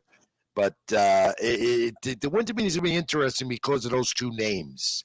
Everyone's going to ask. Judge, deGrom, and a few others on the book. They'll be talking maybe about this, the WBC, the World Baseball Classic. They're starting to put this together as far as who the managers are of the teams. A lot of players have committed already to it. I'm totally against it being played during the beginning of spring training. Let's put that. Do we have a graphic of the WBC, Avery, that we can put up? So let's look at the WBC World Baseball Classic. As a boxing guy, that's the WBC World Boxing Council. Right. But we'll talk more of the WBC. You know what, Jay? Pitches and catches a report like within 79 days. Yeah, exactly. And going back to the winter meetings, WBC. The Mets have about eight other free agents too. So I mean, the Mets, we really can get a sense of what the Mets are as a team by the end of that. I mean, you have big names like Seth Lugo, Adam Ottavino. You mentioned Nimmo. DeGrom's the big prize. And frankly, to me, they already signed their top free agent, Edwin Diaz. They were smart. They locked him up in 2 seconds, which, I think you have to. They have to make a lot of decisions with their bullpen. Yeah. And interesting to see also what the Yankees do with Gleyber Torres here in New York. Gleyber Torres, Donaldson, and Carpenter. And I trade Stanton, who was a big part of the winter meetings in 2018. I'd trade him. If they lose Get something Judge, back for Stanton, if they lose where this goes. They lose Judge, you may as well trade Stan and completely remake the team. Yeah. Get away from it. I tell Yankee fans this. You want to bypass the Astros and become this elite team no matter how many wins you have during the season, Jay? Yeah. You need to get more younger and athletic. And that infield looks like that's what they're headed with Pedraza, Cabrera, and the kid Volpe, possibly. And I don't know how Isaiah Paletta, whatever his name is. IKF, what do they call him? Sounds like an FBI agent. Yeah, IKF. Well, he'll be on the bench or he'll be a DH. Get rid of Aaron Hicks, too. Get rid of the contract. Enough of Aaron Hicks. If they ever get a new GM, it'll be fun seeing how many guys they clean out. But, well, I don't think Brian Cashman's Brian Cashman's not going nowhere. I mean, we know loyalty. They can't find anybody like him. He's got that job until he doesn't want it no more. Yeah. The job, he keeps climbing tall skyscrapers in Stamford, Connecticut as the Christmas elf. He loves doing that for charity. Look, all credit to him, but he's going to do it again, I think, in a week or so. Be careful. And he did some homeless sleep, one of those night outs. Well, that I too was more safer, but I could see Brian Cashman. I mean, I'd rather see him on the phones helping the Yankee team out than being an elf on a skyscraper. Maybe me and you could be his other elves. I don't know. Anyway, this guy Miguel Cabrera said, headed to the Hall of Fame is Miguel Cabrera. He says 2023, this next baseball season is going to be his last. So he'll get the farewell tour, I'm sure. Credit to the game. Has the records for a Hall of Famer or close to. Some people say no, he doesn't have the Hall of Fame numbers. I believe he does. So we'll see Miguel Cabrera final time with the Detroit Tigers in his final year. All right, Jay, more MLB next week. That's Jason Schott, Brooklyn Digest, filling in for the Wiz. Robert Rizzo, my young protege. I'm Rich Mancuso. This is Sports with Rich live on the SLG Network. Like, comment, and subscribe here on the network and my channel, Rich Mancuso. Look, Jay, I do this every week. We'll do it more briefer this week because you're not him. I have nobody beats the Wiz. I was doing it again, but we're still going to do it, but it's not going to be nobody beats the Wiz. It's going to be nobody gets the shot. How about that? That's a good one. You like that? That's good. So for this week is nobody gets the shot. And Avery, we can still put up the graphic for nobody beats the Wiz or it's nobody beats the shot. Yes or no? Let's put that up with a little background music we always do to make the Wiz feel happy. Yes or no, Jay? You know how this goes. Here we go, Jay. The first, I want to know yes or no. The NFL, 6-7 weeks left. Talked about it early in the broadcast. Chiefs, Eagles, Super Bowl bound, yes or no? Real quick. Yes. Okay, so you agree with me on that. Your answers would be much briefer, running late, much briefer than what the Wiz would do, because he likes to go on and on and on and on and on with his knowledge and the numbers. You know what? I don't know where that kid gets that energy to do that, but nobody beats the Wiz. This is nobody beats the shot. Yes or no? Did Trevor Lawrence finally land? Did he arrive with that 28-27 Sunday win, leading the Jaguars to their win over the Ravens? Quite a late game accomplishment by the number one draft pick for the Jags, Trevor Lawrence. Do you think he arrived? Yes. Why? Real quick. Because they finally have a good coach, Doug Peterson, Super Bowl winning coach. That rookie year with Urban Meyer, that was such a fiasco. Throw that out the window. Yeah, Peterson loves to go for that 2-point conversion, and he did it. He did that a lot with the Eagles. He's doing it with the Jags. Yeah. Yep. All right, nobody beats the Schott this week, yes or no? A World Cup, we've been talking about it. Honestly, yes or no, Jay? I want you to I know you did today. Viewing hours, more than 3 hours watching this World Cup? Yes or no by you? Yes. Definitely yes. Not me. Yeah. I would say maybe an hour or less for me. I want to get more into it now in the final 16 knockout round now. But so more than 3 hours for you. Yeah, it's two right, plus, almost 3 games a day. Couldn't make those 5 a.m. ones though. No, I don't like this. See, I don't know the times when they're on because they're over there in Qatar. That's why. Well, now it gets simpler. They're all 10 and 2 now. No more 5 or 8 a.m. Oh, good. Maybe I can catch them more now. All right. Yeah. Nobody beats the Schott this week. The Schott takes the shot. Jason Schott for the Wiz Robert Rizzo. Yes or no? Yes or no? The last 2 minutes of an NBA game. So I can't take the NBA. Too long? Timeouts? Too many? Yes. Yes. You can go from here around the world and back to Qatar and here by the time it's over. 2 minutes, right? Oh, yeah. Too long. All right. Thank you, Wiz. I was calling him Wiz. Jason Schott, the Schott. Finally, yes or no?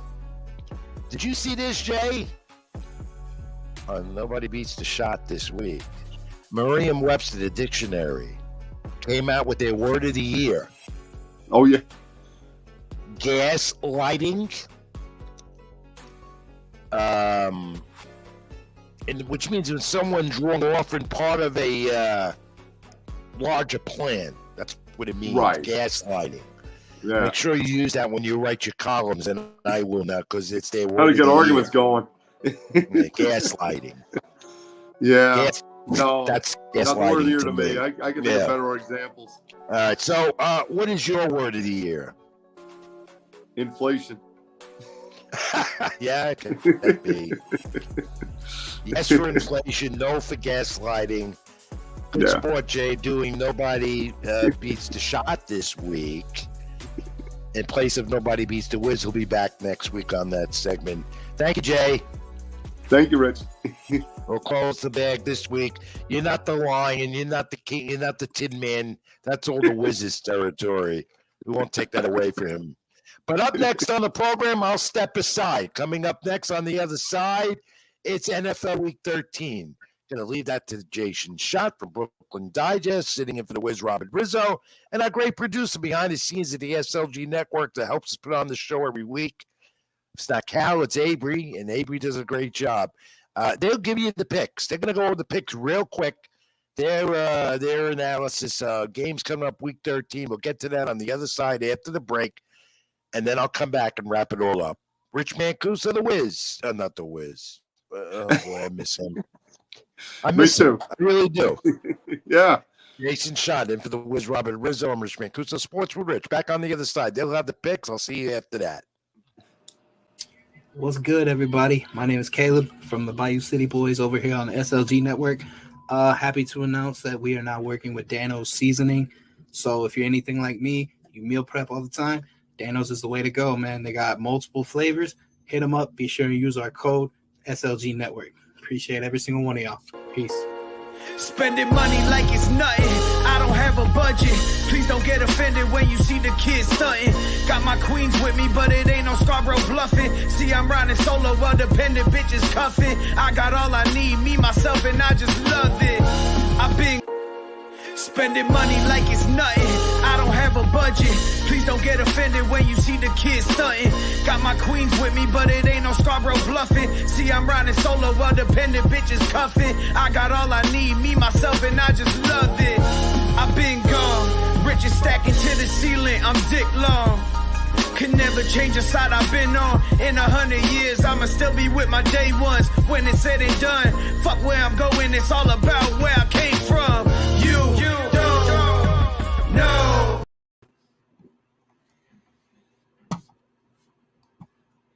Hey there, Jason. How you doing? Nope, I can't hear you.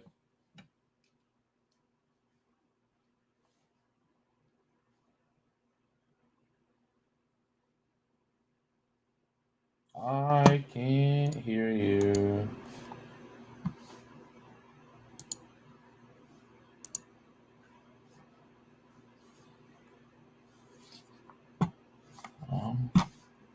Oh boy.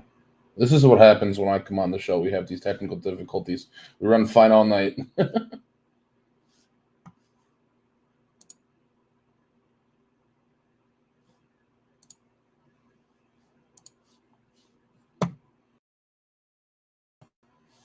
Ooh, hello?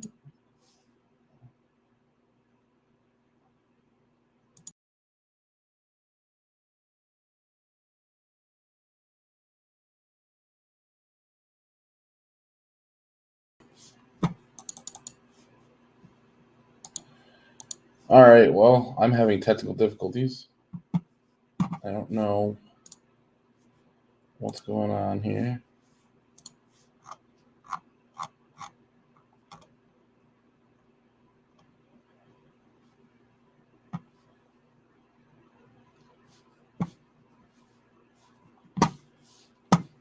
Is it my settings?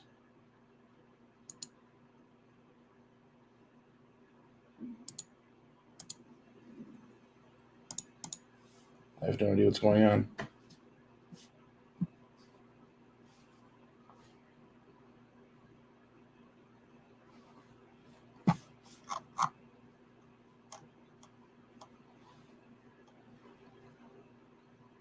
We're going to throw it to commercial. I'm going to figure this out.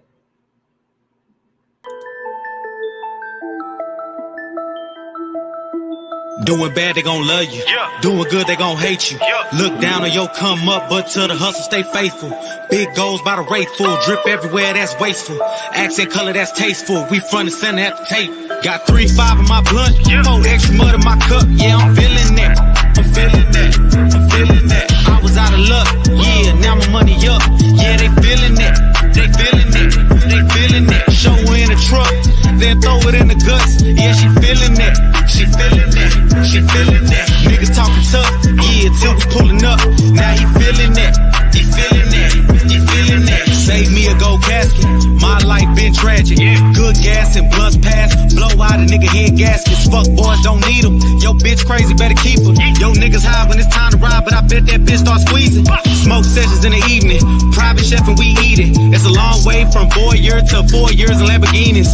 Move different, can't see me. Only pictures ain't on TV. Tribe meetings and vibe readings. These space race like E.T. We had roaches in the kitchen. Now it's rooms in the villa. Took the cards I was dealt, flipped them. I'm the one who do the dealing. Did so much of my own, baby, I don't give a fuck about feelings. Everybody got a lot to say, but ain't nobody came with it. Fuck it, I spend it. Had it, I lent it. Trusted some niggas, now I regret it. I can forgive it, never forget it. Okay. How about now? All right, we all back? All right, we're here. We're back after those technical difficulties. All right, let's do it. NFL picks. NFL picks. Yep, the first thing we got going on is the Buffalo Bills visiting the New England Patriots, the AFC East battle. I would take New England. Really, you're going to take New England right now? What's considering what Buffalo's doing? I mean, look, they beat the Browns and the Lions last week. They did what they had to do, but going into New England on Thursday night, that's going to be tough. And that New England D is damn good. Even though I know they lost to Minnesota, but that defense is damn good.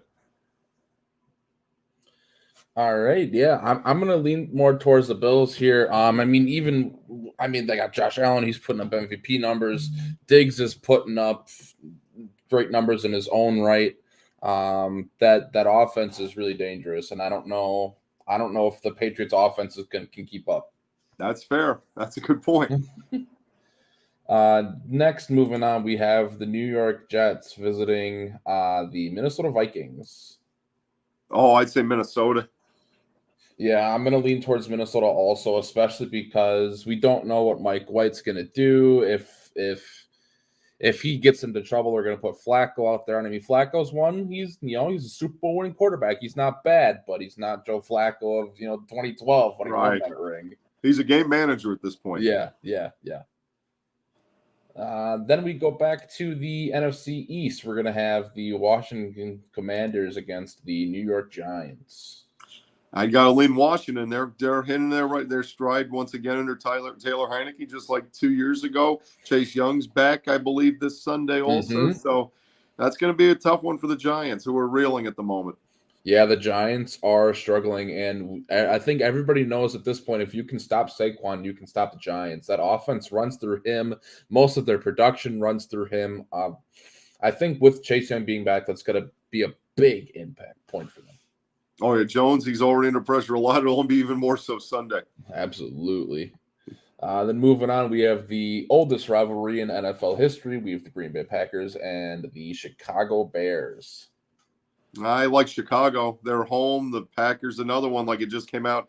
Aaron Rodgers has been playing with a broken wrist for 6 weeks. Talks of shutting him down. If that happens, yeah, it could be a big day for Chicago, especially. I don't know. I think the Packers are going to be able to pull this one out because of two things. Justin Fields I don't think is still playing, so I think Nathan Peterman is going to be their starter. And then their number one receiver in Darnell Mooney just hit the IR either today or yesterday. So everybody's banged up on both sides of the ball. Exactly.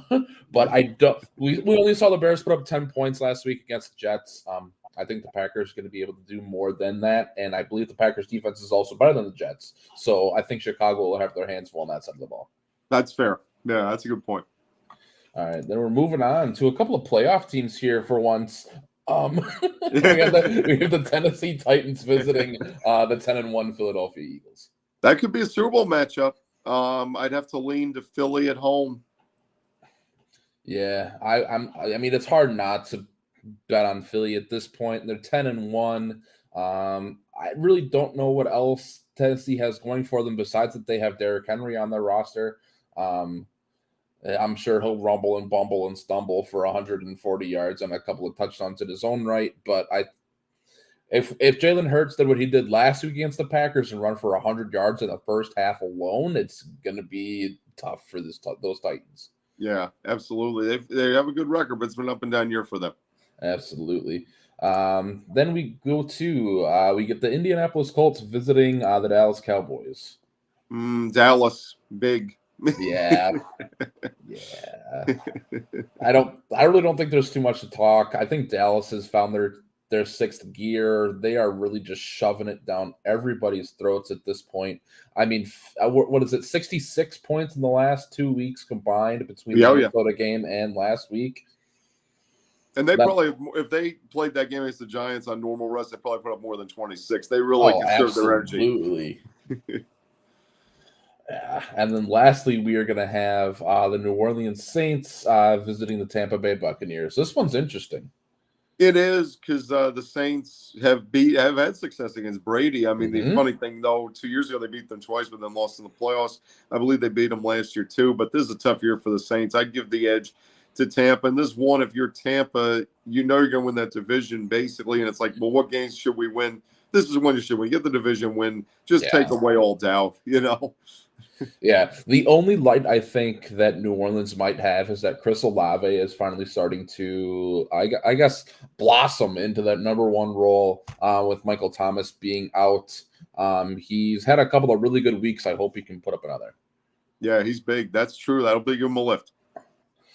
All right. Are there any other games on the NFL slate that kind of pique your interest this week?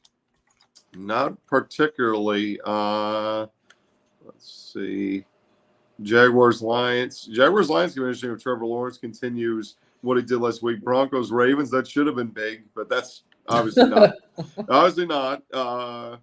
Browns-Texans, The one other game that I see is Dolphins 49ers. I think these are going to be that's a good one. These are two powerhouse offenses that are bucking heads here. And I mean, we saw San Fran pitch a shutout last week against a really good team, and it'll be a fun one to watch.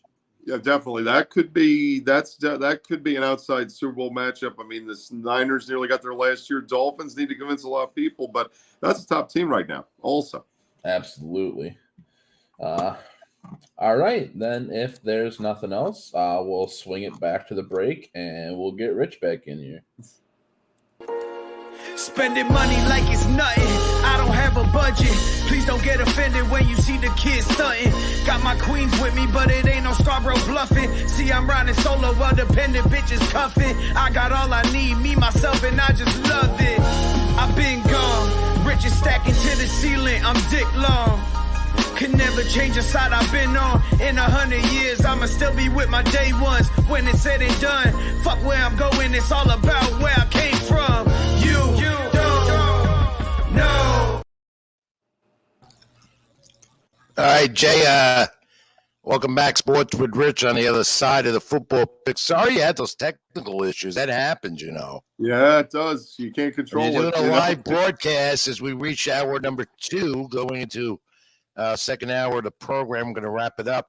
Sports with Rich live every Tuesday, SLG Network. Like, comment, subscribe. My channel, Rich Mancuso, on YouTube and here at the network.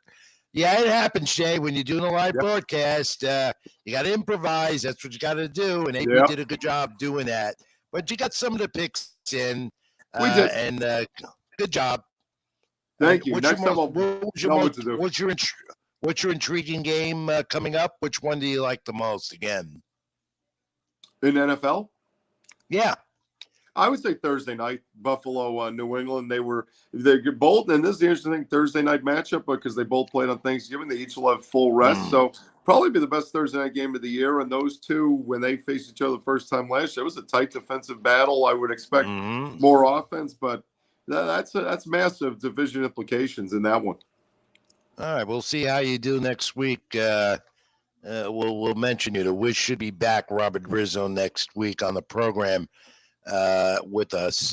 And thanks again for filling in for him tonight for me and filling in for me last week and the Wiz this week. All right, Jay, let's wrap up. Let's look at the NCAA football situation, Division I. The college playoff is coming to fruition. And tonight it was released that the Final Four, next week will be the Final Four for sure. They'll end it. But it's Georgia, Michigan, TCU. They are locks, but it was Georgia, Michigan, TCU, and USC moving in there after their win over Ohio State. LSU lost. Ohio State, that was a surprise. A lot of people were surprised about that. Ohio State, their first win in Columbus, or was it their first loss or win in Columbus? Oh, they got run out by a Michigan, Rich. Yeah, that's probably right. Did so it. Since 2000, so that was a surprise. Michigan's 12-0, and so it's Georgia again, Michigan, TCU, and USC to surprise. No Alabama this year. No Clemson, no perennial powers. It's new faces. Well, it's always nice to see new teams get in there as they're coming down to the Final Four. So Michigan over Ohio State, and then you have Spencer Rattler beat Clemson. You see that game too. That was another one this past weekend too. Texas A&M was upset. So you get your upsets in college football as well. And then you got this guy, Caleb Williams, 4 touchdowns, and all of a sudden, UFC over Notre Dame. And all of a sudden, Caleb Williams is in the Heisman Trophy hunt, and that'll be announced in 2 weeks, and that's going to proceed. That would be before the Teofimo Lopez fight on ESPN in New York, Heisman Trophy weekend. Are you going? Is it in New York this year? I have no idea. The only thing I know is like the National Football Foundation activities. They've moved to Vegas from New York. That was like their award stuff, their College Football Hall of Fame. So I don't know. I wonder if the Heisman moved too. I've not seen anything on that. All right, so Heisman Trophy weekend's coming up. Look out for that. Talib Williams is making a run at it. 4 touchdowns this past weekend. College football winding down and getting ready for those bowl games and the Final And the Four, as conference they championships call it. this weekend. Yeah, and what game is the big one this weekend out of those, Jay? I'd say Michigan, Purdue for the Big Ten. And Michigan basically has to win the conference title, essentially hold their spot in the playoff. If they were to somehow blow it to Purdue, who I believe has 3 losses, that would definitely hurt their chances. College basketball is still in infancy stages. Long ways to go before March Madness, but it'll be here sooner than you know because time flies. All right. And the Houston Cougars, who I said were going to be a favorite all year, ranked number 1 in the latest AP college poll. They've got it all. At the Houston Cougars, watch the Houston Cougars maybe get into the Final Four. And then locally at Fordham University, Tim DeMorat, their quarterback. I wrote about him on NewYorkSportsDay.com. Read that column if you can. Fordham got the at-large bid in the FCS playoff, Division I Patriot League, but they lost. They lost a tight, close one to New Hampshire up there. So their season's over. Yeah, their season's over. But Tim DeMorat broke all types of records in the Patriot League and Fordham for passing, completions and passing and so forth. He's on the NFL draft radar too in April, so look out for him. Congratulations to the Fordham Rams. They had a good year, 9-2 overall, only 2 losses. That one to New Hampshire as well. And there'll be a lot of seniors leaving that program. And up at Rose Hill, they're happy, even though they did not go far in the FCS playoff. So, and their basketball team is off to a good start, 5-1. Up at Rose Hill in the Atlantic 10. I hope to be up there tomorrow night to watch them play. I believe they play Maine tomorrow night up at Rose Hill. And they have a new coach, I believe, too. Yeah. They're in the Atlantic 10. And then because we're going to be covering that tournament in March back at the Barclays Center in Brooklyn. Long way off, but it'll be here before you know it. Time flies, as I keep saying. All right, Jay, I came across this as we get ready to wrap up this 2.5 hours or more. Athletes and their social media streams and how much money they're making. I don't know if you saw this. Who do you think leads as far as most social media hits among athletes and how much money he makes out of that on Instagram? What do you think it is? I think it's Ronaldo. It's Tom Brady. Wow. Yeah, 12,000. Soccer players are 12 million. Get this figure: 12,876,000,000. There's the graphic. See it? Wow. There's your list. And according to that, and whoever does this study, he makes $12,666 on Instagram because of that. So what am I doing wrong? What are you doing wrong? What am I doing wrong?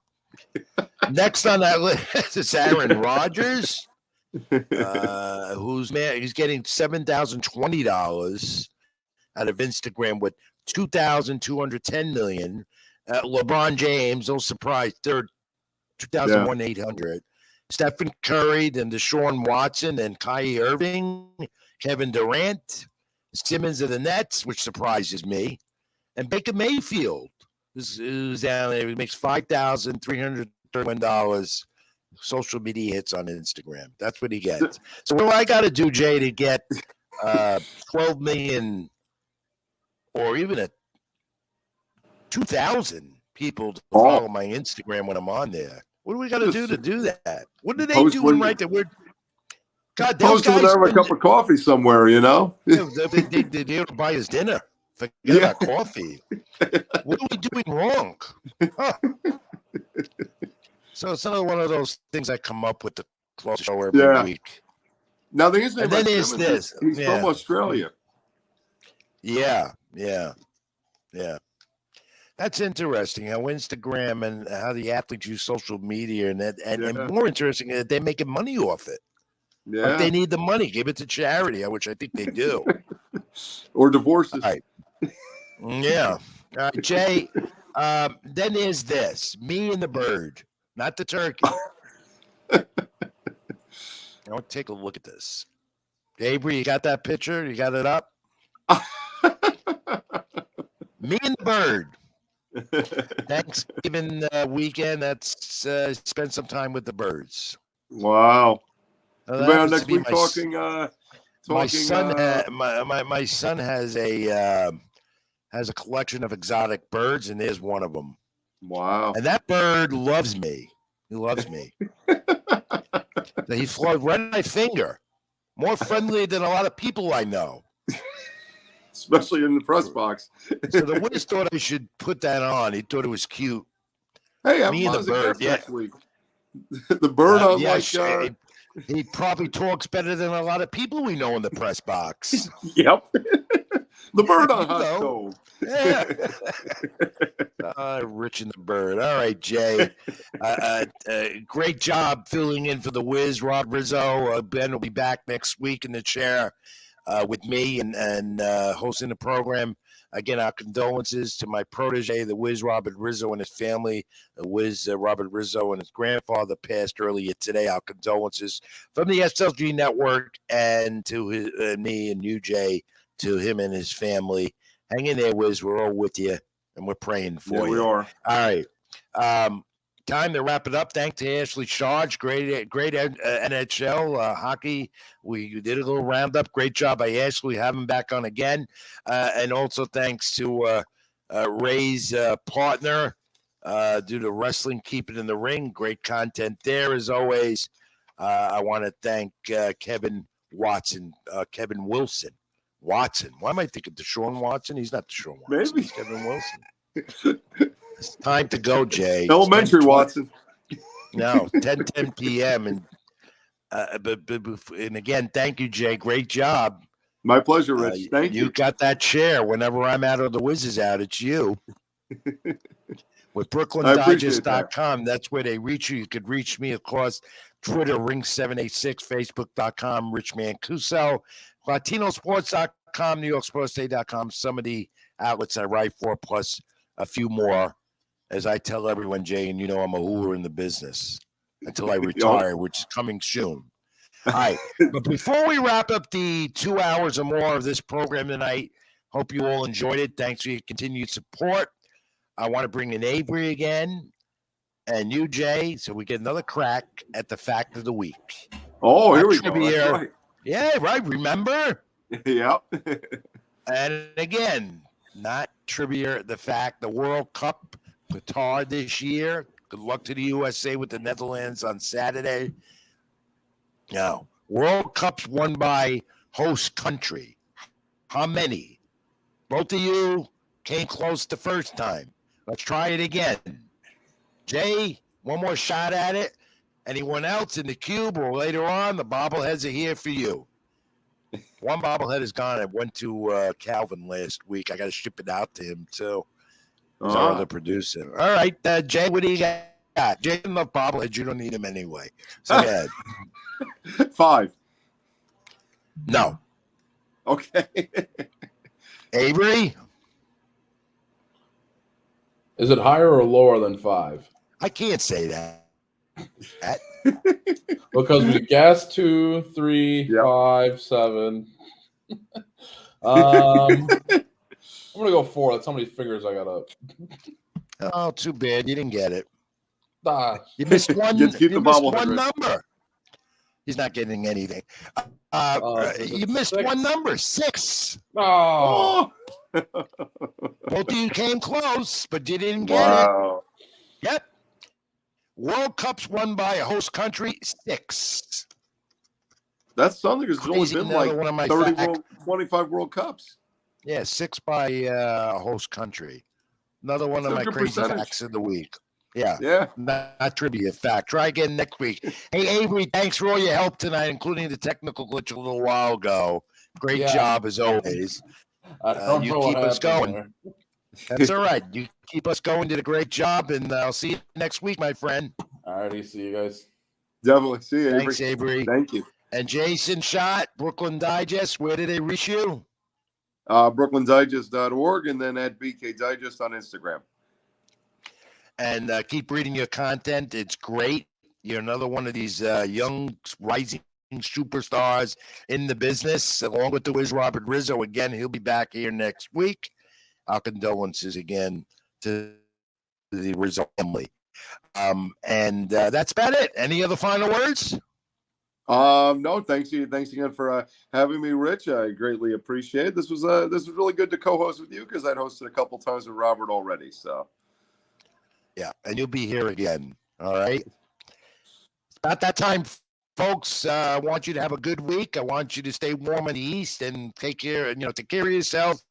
Watch the weather. It's gonna be nasty tomorrow, Wednesday. yeah.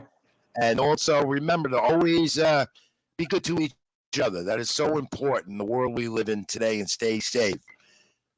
And so, Jay, I'm going to close as we always do, and you know what I say. Keep it in the ring. What is it?